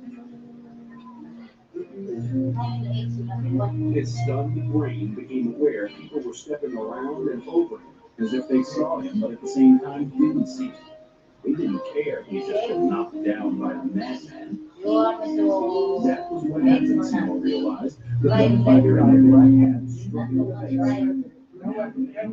the face. Fists still clenched threateningly. You want some more, son of a bitch? Get up there, you. Or maybe you'd rather go get a gun and settle this like men. The last thing Seymour wanted to do was tell this lunatic he already had a gun. The revolver Dan, Ate Sally Trevino, Dan kay Donna. was packed away securely in his carpet bag. Taking it out would require only a few Dan moments. Geraldine But that would Lancel be the Julie. worst thing Seymour could do, and he knew it. Riolin This man Amato. wanted to kill him. He pushed himself onto an elbow and gasped. Please, sir, no more. I apologize for offending you. It was entirely my fault. The gunfighter's mouth twisted in a grimace of distaste as he looked down at Seymour. You're so scared you're about to piss your pants. Baseball. Seymour didn't deny the accusation. Dan, Akiko, Ate Crystal Faye. What's your name? Ay, no, Ate Sally pala. Seymour. Dan, Ate Donna, si Ate Crystal Faye. Seymour, the lily liver. That's what I'm gonna call you from now on. The man reached down and Ba't grabbed yun nasa niya? Pag dilata, wala na? He hauled it on these Andan yung dilagay ko nung nakaraan. shove toward the train. Get your damn sample case. Get out of my sight. Seymour, the lily liver. Jonathan Consuelo, Dan, Donna. Trembling violently, Seymour looked around for his hat, which had come off when the gunfighter knocked him down. He spotted it lying nearby on the platform. Wala nang reply, Benson. Jonathan Consuelo, Dan, Akiko. No more reply, only this one left. 3 visits. Shouldn't someone summon the Ate authorities? Sonel, Dan, kay Donna. Platform to reward the whole thing, as if there was nothing unusual about someone discharging a firearm in a public place. I know the other one. Jonathan Consuelo, Dan, Ate Mar. Seymour reached for his Okay, hat. buwang ba? Ayun, buwang ang plata. Seymour lunged back. Hello, Ate Sonel, sabi ni Reza El Amato. Ate Agnes Balos, hello. Dan, Ate Mar, sa Ate Sally. In front of his horrified eyes, the head of the Ano yung ano niya? as the gun fell silent, Seymour swung around and discovered Reza El Amato, Dan, Donna. the opening at the end of the barrel seemed to spin around as the bore of a cannon as he stared into it. The gunfighter grinned over the sights at him and pulled back the hammer for another shot. Dan, Akiko, Crystal Faith Arellano. Just one. Keep me out of your business, Seymour. And I wouldn't have to look at that scared face of yours no more neither. Saan tita mo? Andito po, nagluto. But you Nag-request yung isa eh. Seymour was so paralyzed by fear that he was standing and wait to get the claimant. Nag-request ang isa. Banji, yung nakapin na doon na Akiko at... okay. Oo. He strode past Seymour, deliberately ran Tatlo him yun, again with a shoulder as he went by. Seymour staggered but stayed on his feet. The gunman stalked away without looking back. Seymour's pulse pounded like a treadmill in his head. He couldn't seem to get enough air in his lungs. He felt sick to his stomach. Here's your sample case, mister. Seymour jumped as the voice struck behind him. His head jerked around as he searched for some new threat. All he saw was a middle-aged porter in uniform. The man held Seymour's sample case. Hello, Ate Agnes Balo, sabi ni Ate Sally Trevino. Dan, Ate Mal, si Sonel. You're lucky he didn't kill you Dan, instead of Akiko, just shooting Risa up El your head. Amato. He's been known to shoot thugs before, just doesn't feel like it. Hindi mo naman kaya yan. Whole holiday. No, Hello, si Sally Hugs. Hello, everyone. Ate Agnes Balo, mega love shout out. ain't no doubt Dan, about Ate that. Miles. It is. He ain't gonna work for anything. Not by a Muna si long Kuya. The sheriff? Sheriff's in the county seat. 40 miles from here. Hello, Agnes, sabi ni Ate Sonel. Seymour ran his fingers through his hair. Manuel, He was calming down a little now. bakit ang gimmick Still sa Hello, Bonso Jonathan Consuelo. Talaga naman ang payakin mo yan. Pupunta nga dito yung sa maitlog. There you go. Hindi bawal yan. You got that parking bag. Seymour managed to nod. You take care now, you hear? Hello, Ate Sonel, sabi ni Agnes. Ay, huwag mo kunin yan. The jeering taunts came from Ano behind yung Seymour. He twisted kamay mo eh? around Napakalikot and ng kamay mo eh. children standing there, grinning and pointing at him. Ate Dan, Dan, Ate Miles, diary. Nasa ba? They were taking full pleasure in repeating Saglit lang guys, malapit na ako guys, malapit na. Seymour clapped his hands over his ears again, having heard when Halliday was shooting.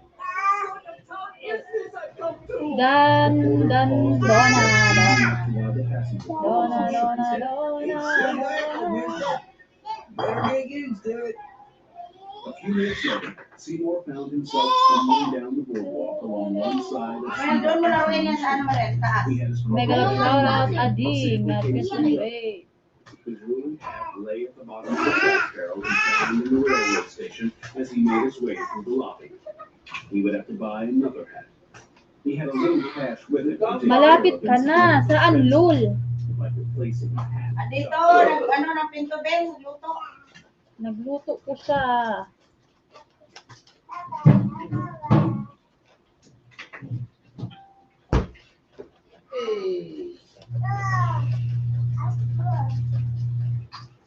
Tuluyan na nawala. Nawala na doon sa Sir Dede. Dan Akiko.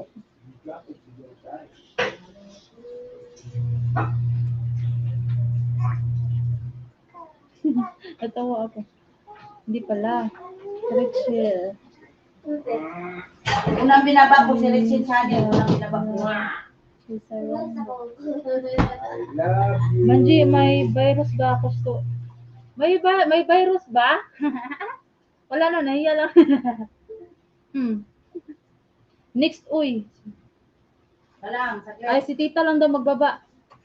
Dan, Ate Miles.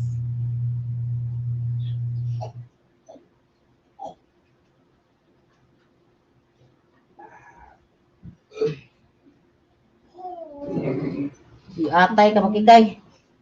Oo daw, Ate Agnes. Si Atay. Wala na pala eh, tapos na pala ako eh.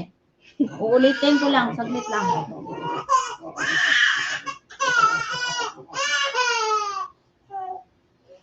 Makati ah. Giatay. Galing kasi kami sa labas.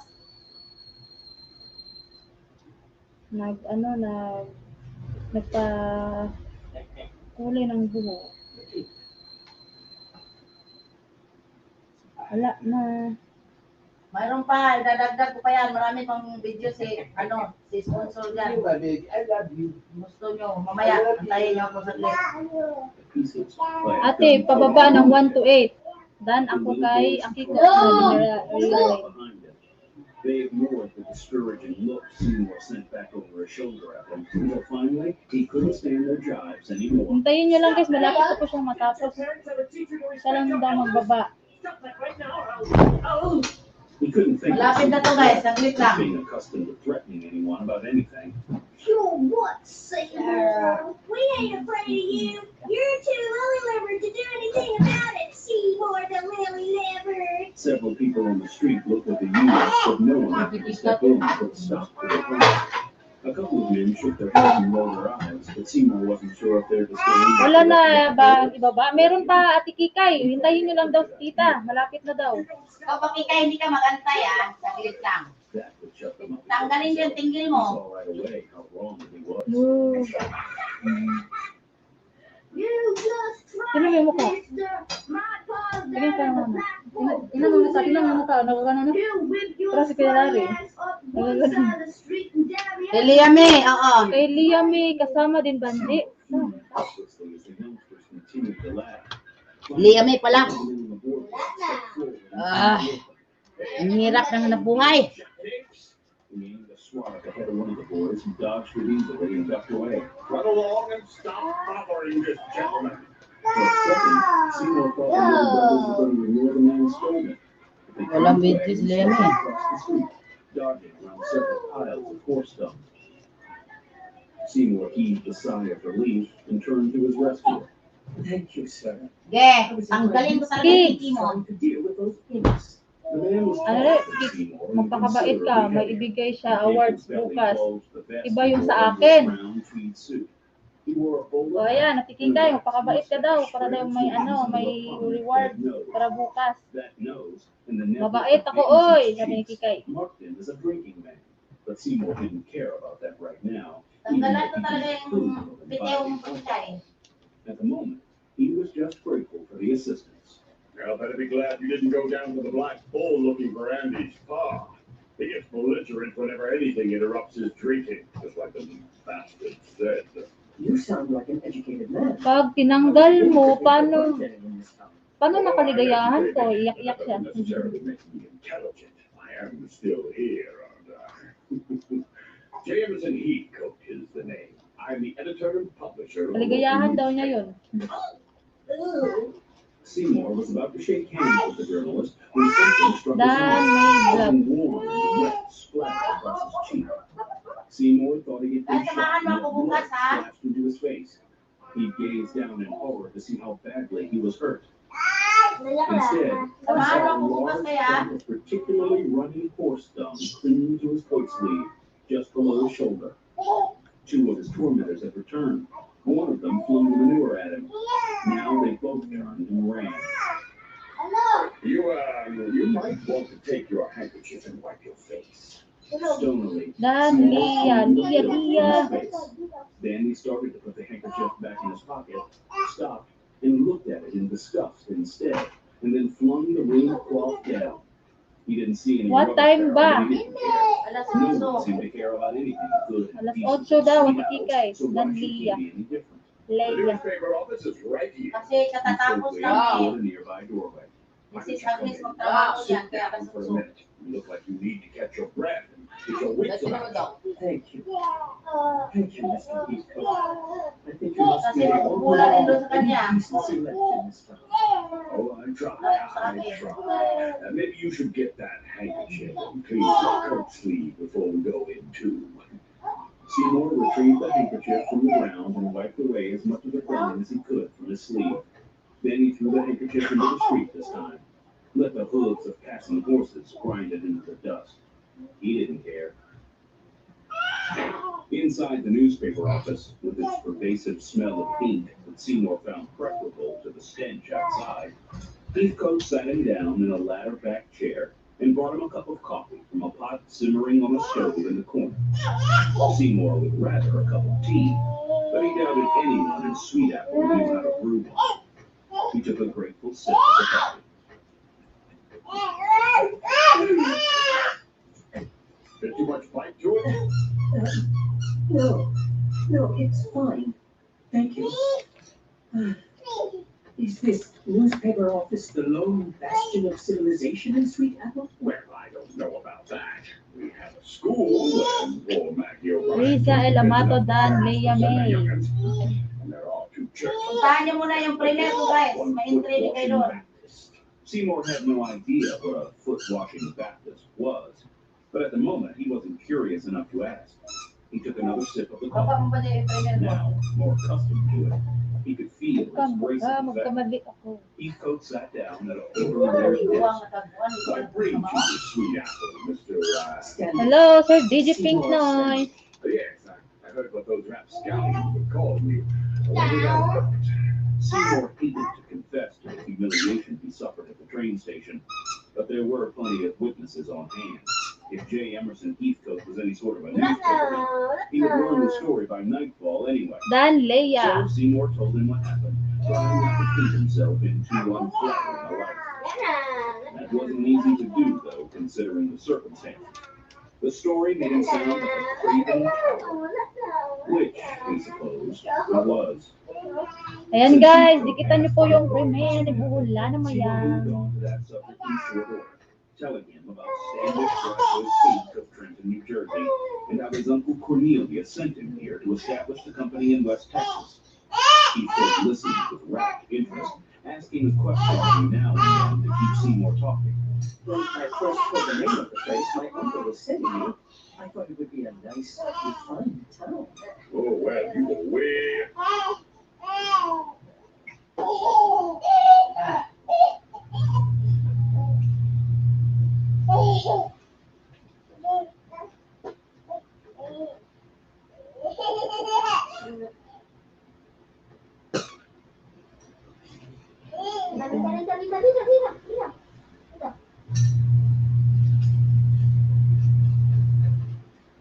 Dan sa premiere. Ilan yung ibigay ta?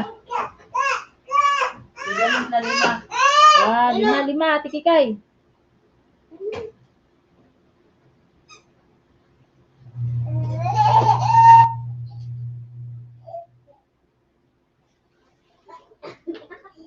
Sa likod. Ayun o. Marami pang magbababa na video ni Agnes.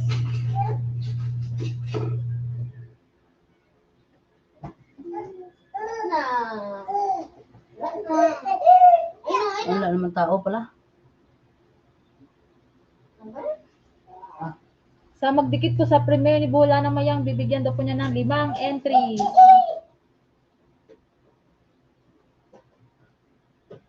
Limang entries. Hala, tatlong ano na lang, tatlong nanonood. Thank you so much sa tatlong nanonood.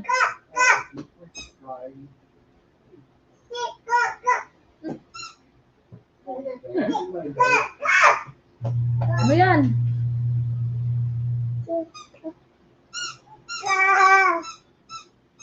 Galit ko. That's for the bacon. Dan, premiere si Ate Sonel, limang entries ko ibibigay. Don't throw that iron. Oh, no, no. I like this one.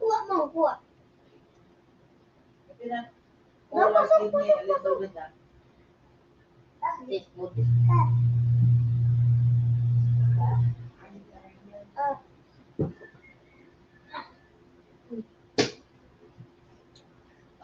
Paitan yung hanap buhay. Oy!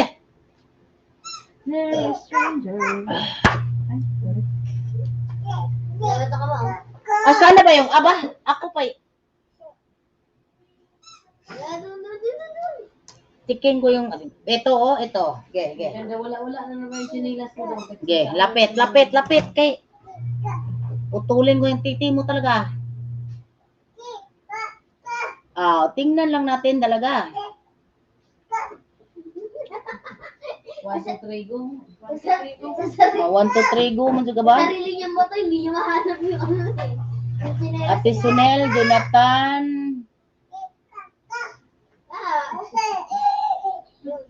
Richen, Richel pala, Mark Saya, Ansnel, Risa.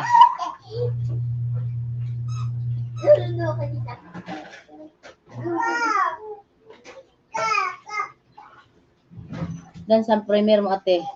Salamat, tulo-tulo pawis ko eh.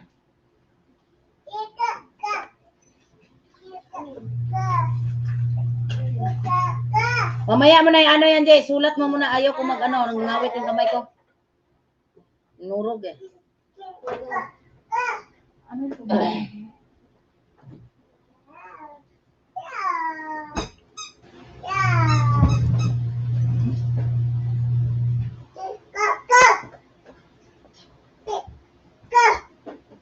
Mabaliktad yung bato eh. Pabaking.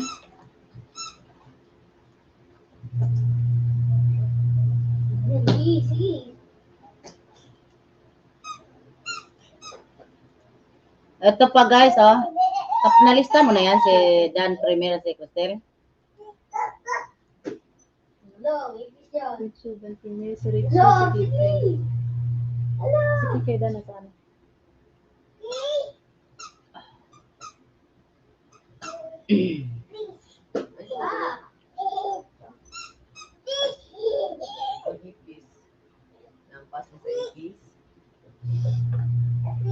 Walang ipis, wala.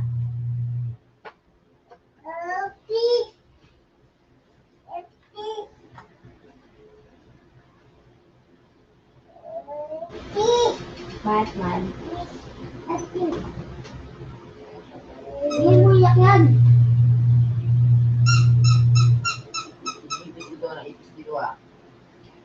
Ano?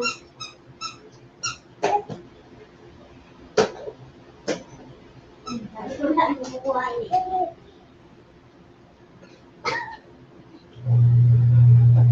Sa likod ko.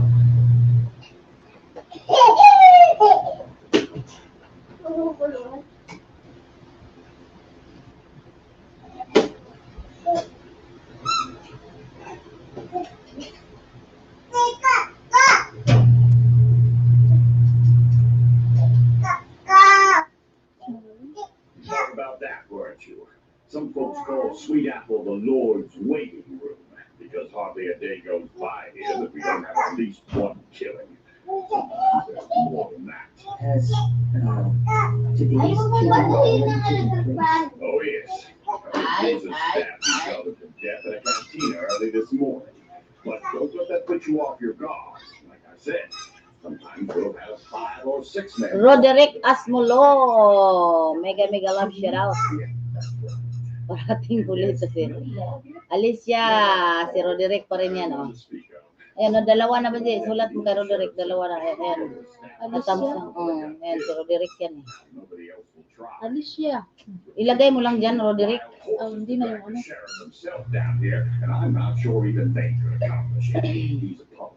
Hello, Sir DJ. Sabi ni si Sikoy, Mega love shout out. Tamsak Raid.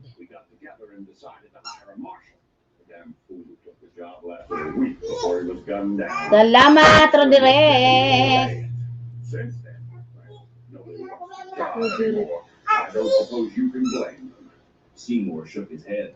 Incredible. Idikit mo na yung Roderick, ha? Just incredible such a place could exist in this day and age. Regine. Texas is Ang dami, ah. So to speak, but surely there's some way to establish law and order here. Yan ako pala dito matulog eh. You tell me, Mr. Stanton. Thank you so much. Yung malaking tao dito, makulit talaga sobra eh. Ilong tanawar, ilong markas ng sipon, no? I thought perhaps I read Ah.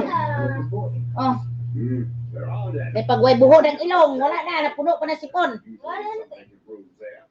Pukaso. Ginger. Sino ba pag ginaganon mo? May parang sumulog. Nakangtang yung ano. Yan na, daming kay Roderick o ilista mo. Ginger. Ginger Lahat Bay. na ganyan yan. Ayan, Just tell me where to ayan, si Roderick pa rin yan. Ayun, no? Si Emily. Bato-bato. Wala ba ito ba ganyan eh? On the same side of the street. Thank you. Seymour started to lift his hand. Thank you so much, Roderick. Before he removed Mega love, shout out Ginger Vet. Thank you so much sa pagpunta. Bukas yung ano natin, guys, ha? into the late afternoon heat. He called Bukas yung raffle natin. Iba din yung monthly natin. Iba din yung Grand LS natin this coming 23 of December. Maraming entry, maraming chances. At saka tinitingnan ko dyan yung mga He started in that direction. sino yung nandiyan talaga. Hindi yung pupunta lang aalis. Seymour noted as he looked in that direction. Dan dikit na po. He could go back down there, he told himself, climb aboard the train and keep riding it until it reached the end of the line. Tingnan mo. Purchase another ticket, but he could do that. Ha? He didn't really care where he went. As long Kinain. as it was away from this terrible place called Sonel, sumayaw Seattle. sa ati Sonel. But if he did that, Ah. he abandoned Hindi niya his naubos, job ang dami and ba letting naman? down his Uncle Cornelius. Sabi niya 6, ginawa kong 8 He would itlog. be letting down the company and his father's memory. He Wala was ko in dito, wala ka makikay, bahala ka sa buhay mo. a bad situation. The train was leaving the station at last. With it went Seymour's chance to escape, at least until the next train came through. He turned back toward the hotel.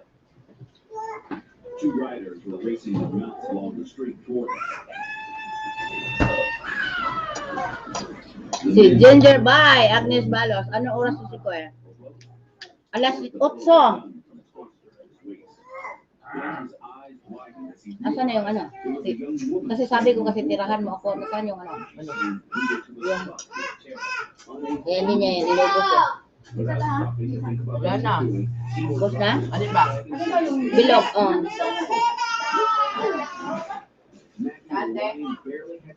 Tinapo na? 8 million people. Thank you so much. Oh, masarap yan eh. So, sabi ko kasi huwag mo ubusin. Kaya yan, hindi Parang na. ano, oily. Eh, sa ano yan eh, sa ano yan, sa, anong tawag mo?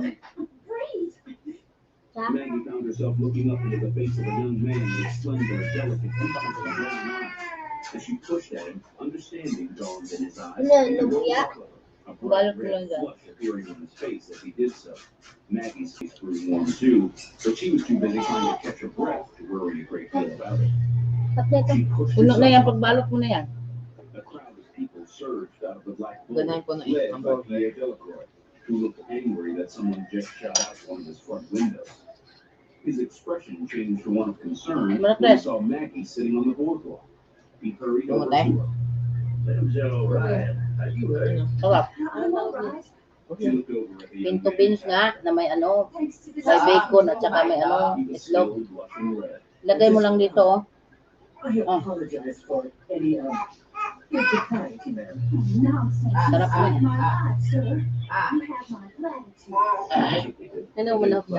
Sabi ko kasi, tirahan mo. Kaya hindi niya inom. Nervous. It was an inauspicious Tirahan meeting. mo kasi walong itlog inalo ko dyan. They were Dami. both sitting on a dusty boardwalk Oh, surrounded by paduol yung the cellphone ba? in the saloon. Ay, padoon na diyan. Narapan siguro ni boses. Copyright po na. Blackpool's patrons began Doon mo ilagay. inside, Nahan. anxious to return to their 8 drink. p.m. ho bukas start na si Mayang. Try ko ho makatapos before 9 p.m. bukas. Bubunot ho ako ng ibang entry. Sabi ng ating sponsor guys. Sa kanya kasi yan guys. Ang magbibigay niyan guys, ayan ang ating sponsor. I'm sorry. Some young hooligans Harap na. pelted me with. Pahingi, alika guys. You still saved my life. Di naman ito pinik-pinik, di ba ba? Tangi-tangi mo sa bacon yan. It took me a few Durante talaga. I'm Maggie. Kain ka? Magdalena, Elena, Basta. Oo, 8 p.m. bukas. Precision is good. I mean, one should always be precise. Sarap nga nito pag walang Kapag kanin. dito basta, mas masarap to. Oh, I agree. Kasi nangunguya to eh, kapag dito basta. Thank you so much sa 9 million. Okay. Wow, dumadami tayo ngayon ah. Kasi nagmamasid yung ating tagabigay ng ayuda. Nandyan, nagbabantay.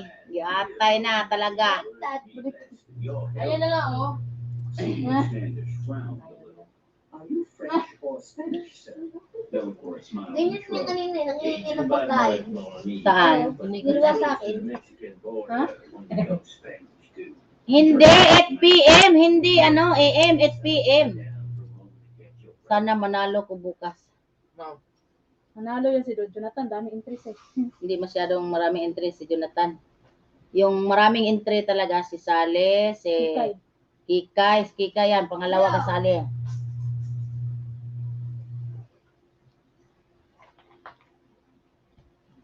Mas may marami pa kay Jonathan. Doon kasi si Agnes, mayroon din si Jonathan. Okay, ma'am. Ikaw matutukan niya na kanyan.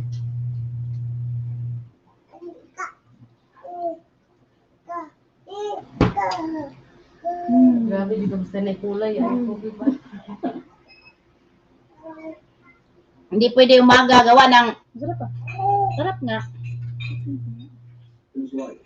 The glowing ends Ano, yung anong tawag dito? from the parapet near the gate. Sabi ng ating sponsor, alas 8 kasi may bubunutin din sa kanya. Dan Ate Janet. Eh, may work pa siya. Bakit? Inumin ba kita? Hindi naman. Ako na maghawak. Bigyan mo kuya mo doon eh. Binigyan ko na. Isulog Oo. French or Spanish, Dami. Bellicor smiled and shrugged. Yung mga pa-entry nyo ngayon, di ba, magbubunot tayo bukas. Halika si Sikoy. He turned back to me. Ah, Would you like to go back inside and sit down for a moment to catch your breath? Perhaps a small glass of sherry to break you? pahingi. hindi pa rin yan masasayang kasi mayroon pa rin yan, bubunutin pa rin yan Sense now. kada buwan at saka may bunot para may mapupunta pa rin yan sa Grand LS this coming December. You will be there, señorita. Kaya doble-doble yung panalo nyo. walk you home, Miss Orion, just to make sure no other incidents occur. And that's not necessary. Despite the gratitude, Entiende? Jackie couldn't help but remember how it felt to have this young man lying on top of her. She Lika. didn't compound Bituin ko na yun. embarrassment for either. Seymour's face Tuwa na. glowed and her ears were warm. I'm sure you have business of your own to attend to. I was just on my way down to the hotel to rent a room. I am here in Singapore on business. Kaya, Represent Stan. yun yung ibig kong ipaintindi sa inyo kaganina. Kaya ako nag-ano kasi baka akala nyo ngayon lang yung bunot, hindi. Tinitingnan niya kung sino yung pumapasok kada araw at saka Araw-araw at saka ano kasi bibigyan daw ng may ekstrang basta. Then stop. Nanonood kasi yan siya eh. Good day to you, Miss O'Ryan. Good day, Mr. 10 million, thank you so much. He turned and started along the boardwalk. She brushed dust off her Entiende dress. po. A part of her wanted to look Ano po oras bukas din? Sabi ko sa'yo, hindi nga nakinig, Jonathan eh. Alas 8 ng gabi. Si Larry dahil pagkain mo na yan. Busog na ako sa isang balot. Tawagin mo si Larry. Jonathan, alas 10 alas 10 tuloy, alas 8 na umatang hapon. Ay, hapon, gabi. Ang ingay talaga nitong doon ka nga man. By the time she reached the small adobe school building on the edge of town, she believed it. You are a drummer, no? No. Yes. I'm sales for Standish Dry Goods, as I told Miss O'Reilly. Bukas ng gabi, alas 8, ano. His eyes were still on Maggie O'Ryan as she walked along the street. He told himself he was watching her. Crystal Pit. No other untoward incidents befell her. The fact she was an attractive young woman had nothing to do with it. Ano lang ako guys, eksaktuhin ko lang to na 2 oras. Di rin ako magtatagal, eksaktuhin ko lang 2 oras. Walang problema kung magtambay kayo. Ano pa lang eh, 94 minutes. So meaning, kulang pa ako ng mga ilang minuto. You were the one from the railroad station. Some of my customers were talking about your Delta holiday.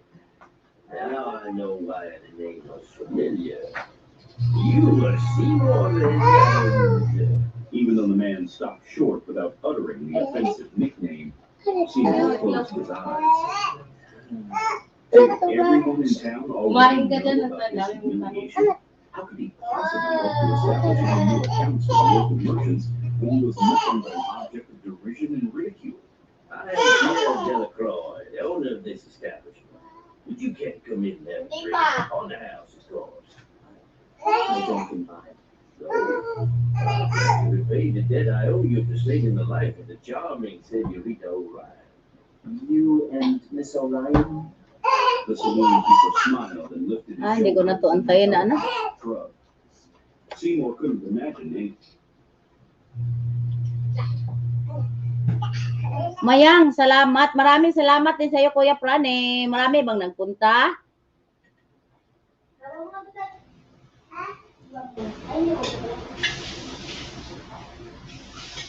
Hindi kita iiwan. Kawawa naman si Ate Sunel. Salamat, Ate Sunel.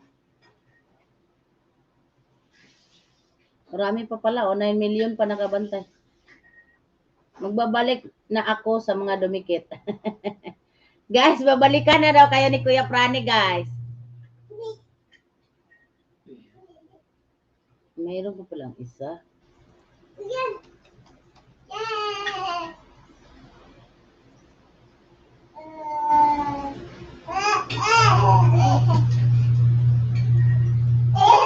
Ayan, guys. Contender si Ate Sunel Mayang, yes. Katatapos lang namin mag-set up kasi ng mga bulaklak.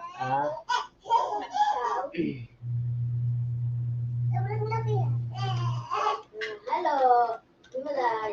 Hello.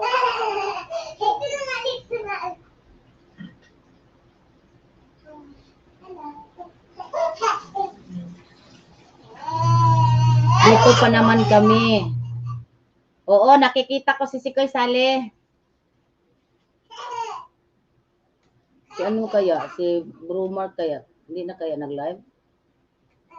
Live pa rin eh. Iskal? Bakit? Hindi mo kasi pwede ibaba tong ano niya. Dati, alas 3 simula no? Oh, Dan Akiko.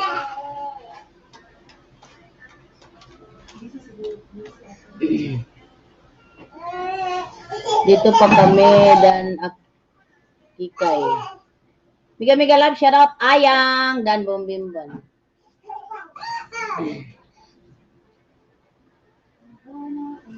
Ay, yabot. Hindi ba pag live, nag-live? Hindi pwede yung ano niya. Kunin mo na lang yung ano. Cancel. Bakit kasama si sponsor? Oh. Sponsor siya sa akin 500 WH yun.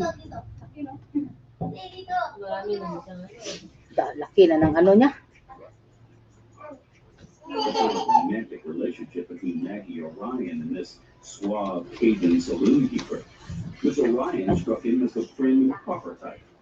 Of course, that was the way he regarded all women unless and until they gave him room. Ayang, maraming salamat, Dan Ate Janet. But none of this was any concern of his, he reminded himself. Not only that, but Senorita Orion at her school represent one of the last vestiges of culture in this Ayan. settlement. Though my own son is a, shall we say, less than enthusiastic student. Well, we agree on that. Education is important. Sige, ingay kayo dyan, Manuel. Dyan pa talaga kayo tumapat sa papa mo. Sipain ka dyan mamaya.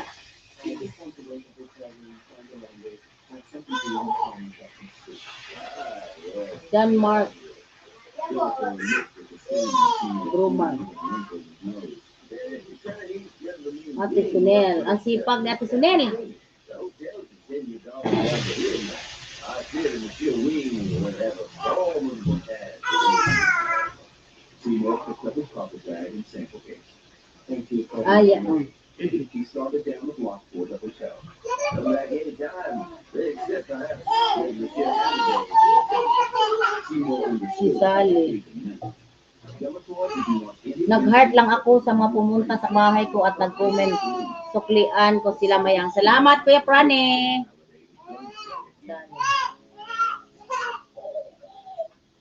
The clerk in the hotel lobby sneered at Seymour's soiled coat sleeve, but rented in a room anyway. The man agreed to send Seymour's clothes to the laundry. With a key to room 11 in hand, Seymour hauled his bags up the stairs to the hotel's second floor. Dan Rondon. The room was small and sparkingly furnished with a bed, a chair, a tiny table with a basin on it, and a chamber pocket. Several nails driven into the wall served as a wardrobe. There was one window with a thin, threadbare curtain hanging over it. The air Dan inside Bombinda. was stifling. Seymour put his bags on the bed and went over to the window to open it. He found himself looking out at Sweet Apple's main street. Roughly clad men strolled up and down the boardwalk. Crystal Pet Dan Tita Sunel. Aimlessly along the street. In the next block, two women leaned out an open window and what had to be a high-security peak, looking like an indecent attire, and called lewd invitations down to the men below.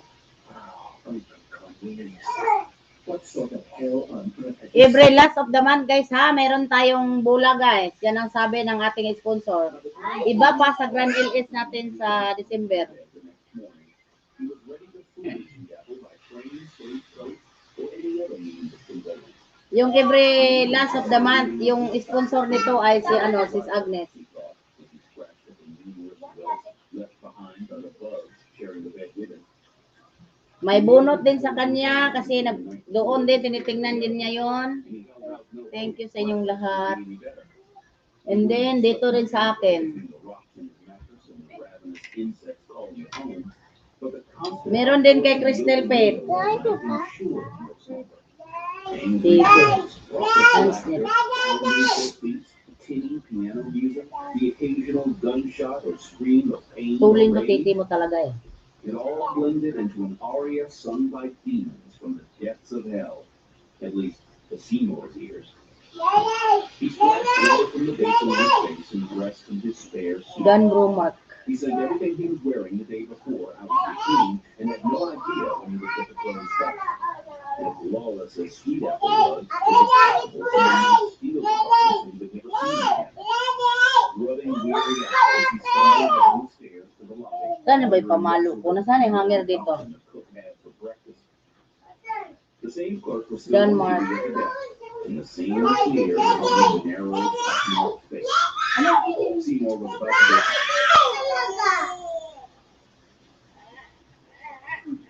Pinatay na ako.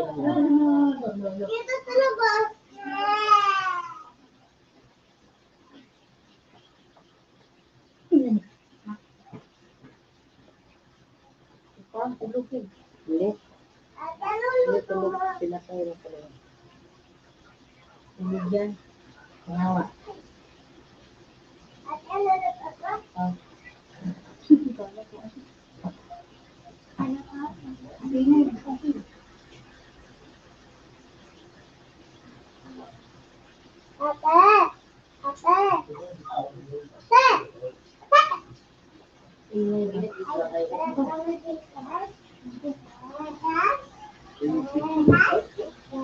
Ano ba? Ayok, pwede. Hindi, kainin mo. Kainin mo. Taas na mo. Bagay mo doon, oh. Bigay. Sama? Dan, Tita Sunel. Sabi ba niyo magkaon? Oh, pancake. Bilisan mo. Kaya wala Ganiham. Nagpaluto. Karon na po, magpahilot na po. Di man nung tanirong orasa, magpahilot. Pahilot na po. Asa na ka po sunod na sugo. Oh, nalista ko na. Hindi, Crystal Pet. Tapos na. Ayaw.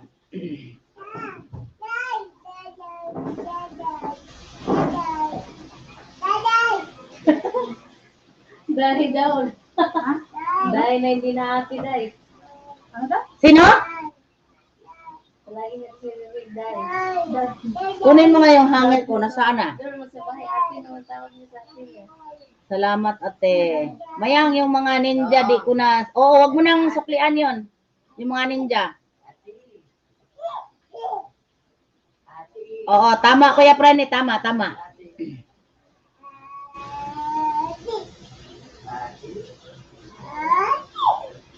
Jonathan.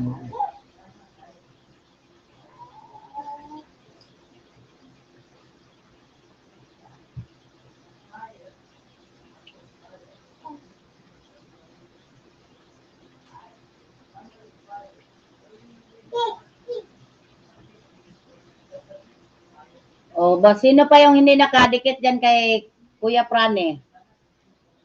Dagdagan pa natin. Yung hindi pa nakapunta kanina, yung late kanina pagbaba ko.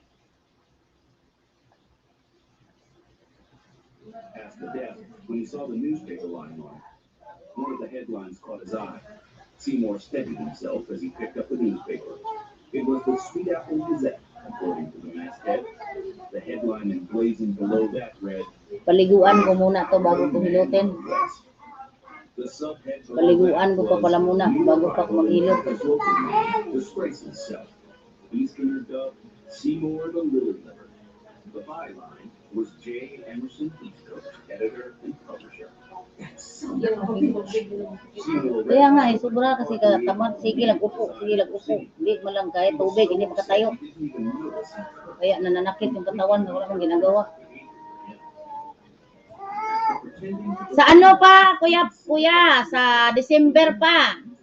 Huwag ka muna mag-send. Iba tong raffle na every last of the month.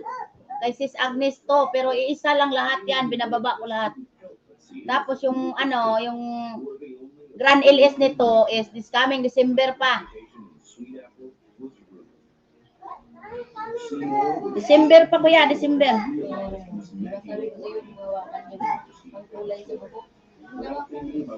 Dan Prane. Seymour saw and ignored the gritty rejections in the lobby. He finally went too far. He flung the door open and went outside, ready for a showdown. Ayaw. J. Emerson going to rue the day he made sport of Seymour's standish. Talunan mo pa, Manuel.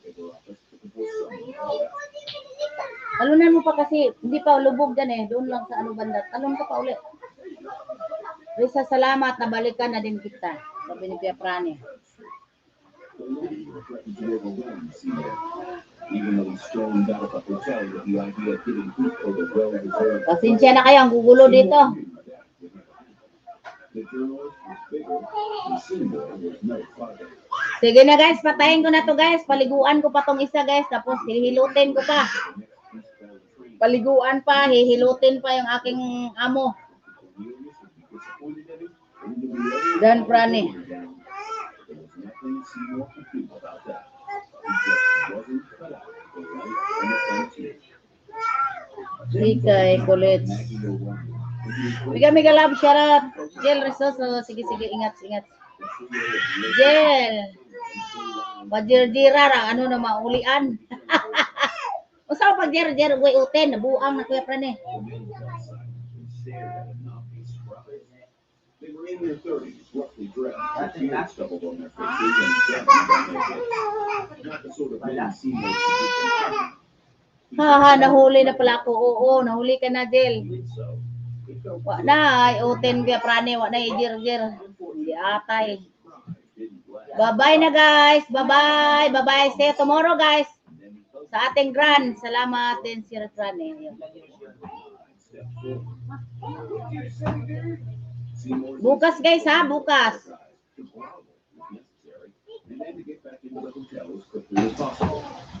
Dapat alam niyo yung patanong pa, di ba? Guys, tingnan mo yung kapatid mo. Gumaya na sa'yo. Guys, saglit lang guys, saglit lang. May patamsakan pala ako, may bagong dumating. Saglit lang guys, saglit. Saglit guys, saglit. Member ko to eh. Puntahan niyo to, bibigyan ko kayo ng ano, saglit lang. Late na dumating si Sikoy eh. Kalimutan ko mayroon nga pala tong ano.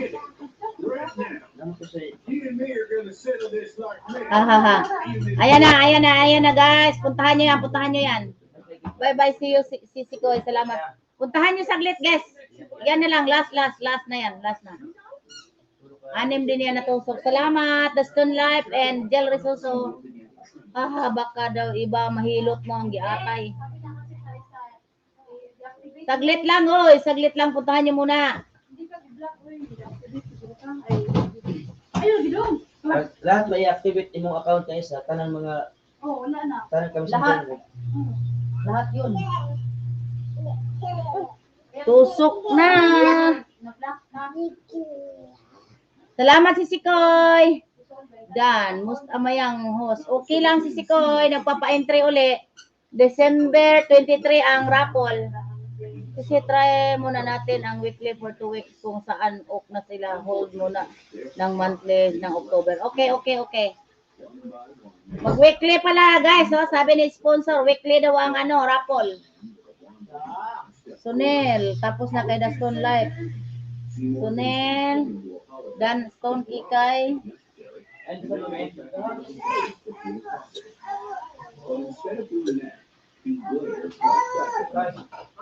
Teresa.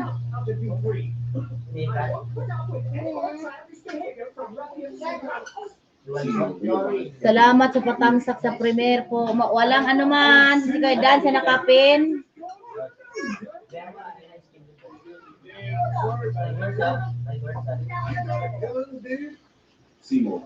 Salamat si Sikoy. Patapos na rin ako. Hinabol ko lang yung iyo. Sali.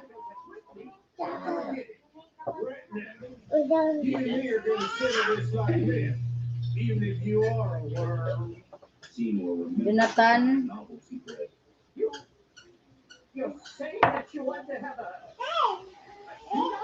Jonathan, open ka, sponsor. Open si Sikay. Gusto mo? Sponsor ka uli? The Stone. Wow. Dati ko rin yung sponsor kasi guys, yung aking member si The Stone Life. Jill Resoso. Malaking tulong na yung sponsor kasi ano. Ulit na di ay konsensya na host, hindi na masyadong nakadalaw sa mga LSBC. Okay lang si Sikoy. Gusto mo ba mag-sponsor? Okay. Sige, okay. Wow, thank you. Thank you so much. Pangalawa, sponsor na niya yun sa akin. Okay.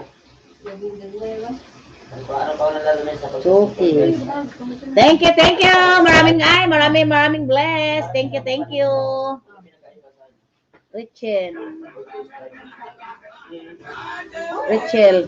Bukas, bago ako magpa-umpisa. Ayan, wow, thank you sa sponsor. Ayan guys ha, may bago tayong sponsor. Bukas bago tayo mag-umpisa ng bola natin, kailangan dikitan mo na lahat, patamsakan mo na lahat yung mga sponsor natin. Rachel Lirzaro. Lizarondo. Taod-taod pa mampud ang December pa ba? Mao lagi. December.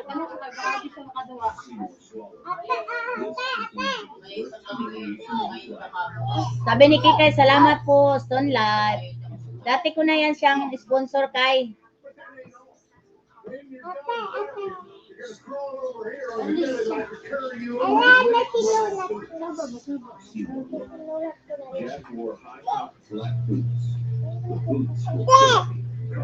Ingay talaga nitong pisot na ko, Ginoo.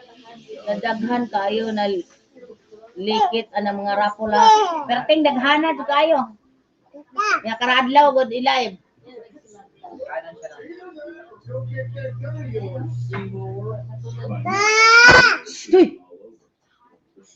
Di ka natakot ito? Hindi ka natakot ito? Kikay's no problem. May makulit na bata dito sa gilid kasi eh. Yung pisot namin, sobra.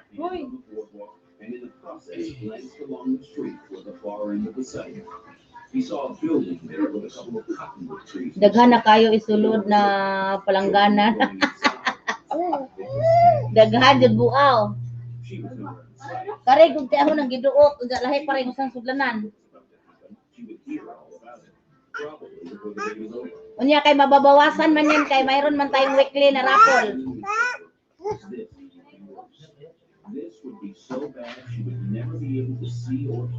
Umoy pindot sa iba na ha kasi mag ano yan, si Ayang Dana. Oh, nalista ko na yang. Kasi nagre-record yung oras niyan. Yehe, baril na jud na nit anak kadaghan. Si Kuan, si Bumbimban, drum ba, mao lagi baril na nga drum. Si Bumbimban nag-sponsor din sa akin ng ano, ng WX. Oh, hindi pala. Gcash pala, Gcash.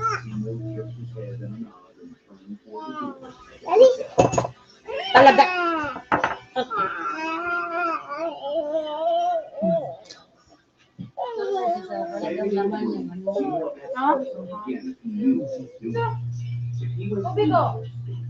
Johnson, ayun.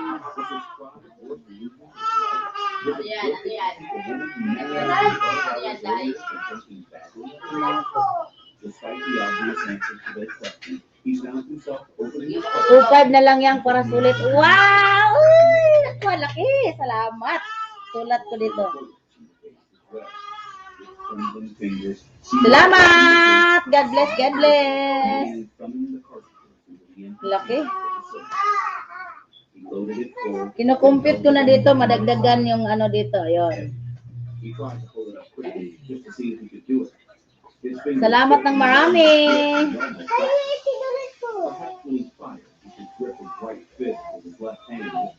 Ayan na guys, oh, dinagdagan na Daston Lot guys. Wow, thank you so much ma'am, Daston Lot. Sabi ni Risa.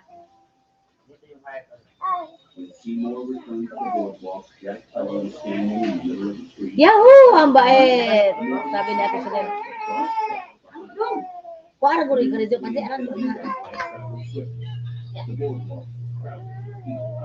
alam mo ano, Ate Sunel, nanalo ako dyan 2 beses sa may raffle kasi yan siya ng member eh.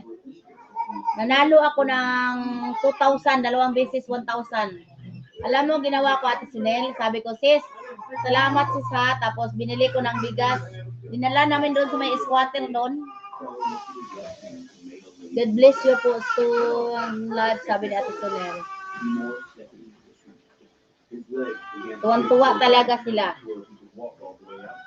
Sabi ko nga, ang galing naman ako parati na nanalo sa kanya. Sabi naman niya, sinishare mo kasi yang eh.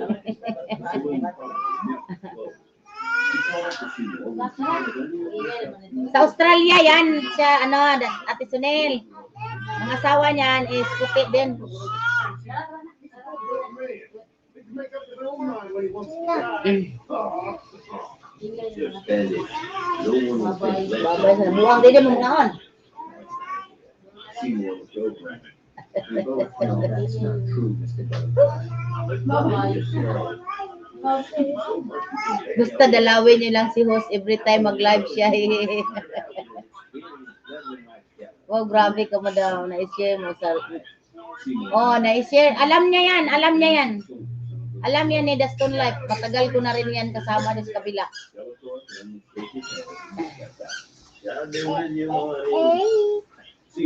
Kasi dati ko nang naging sponsor yan at Sunil eh.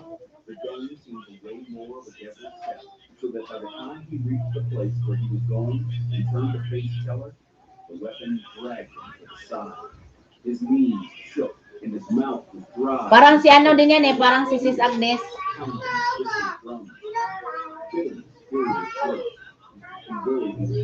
Right here in front of everyone, he came up and watched the gunfight.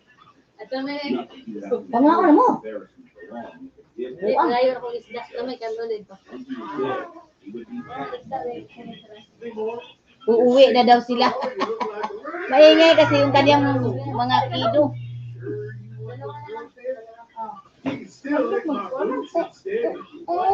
Kami lang dalawan maingay ni Madam Sunil ha. Generous din parang ikaw si Agnes. Ganyan yan sila. If you're sure, Itlog lang yan. Ayun doon sa ano kunin mo. Bigyan mo na, ilagdalhin mo na lang yun. Kakainin nila yun. Yung ano, tira kanina.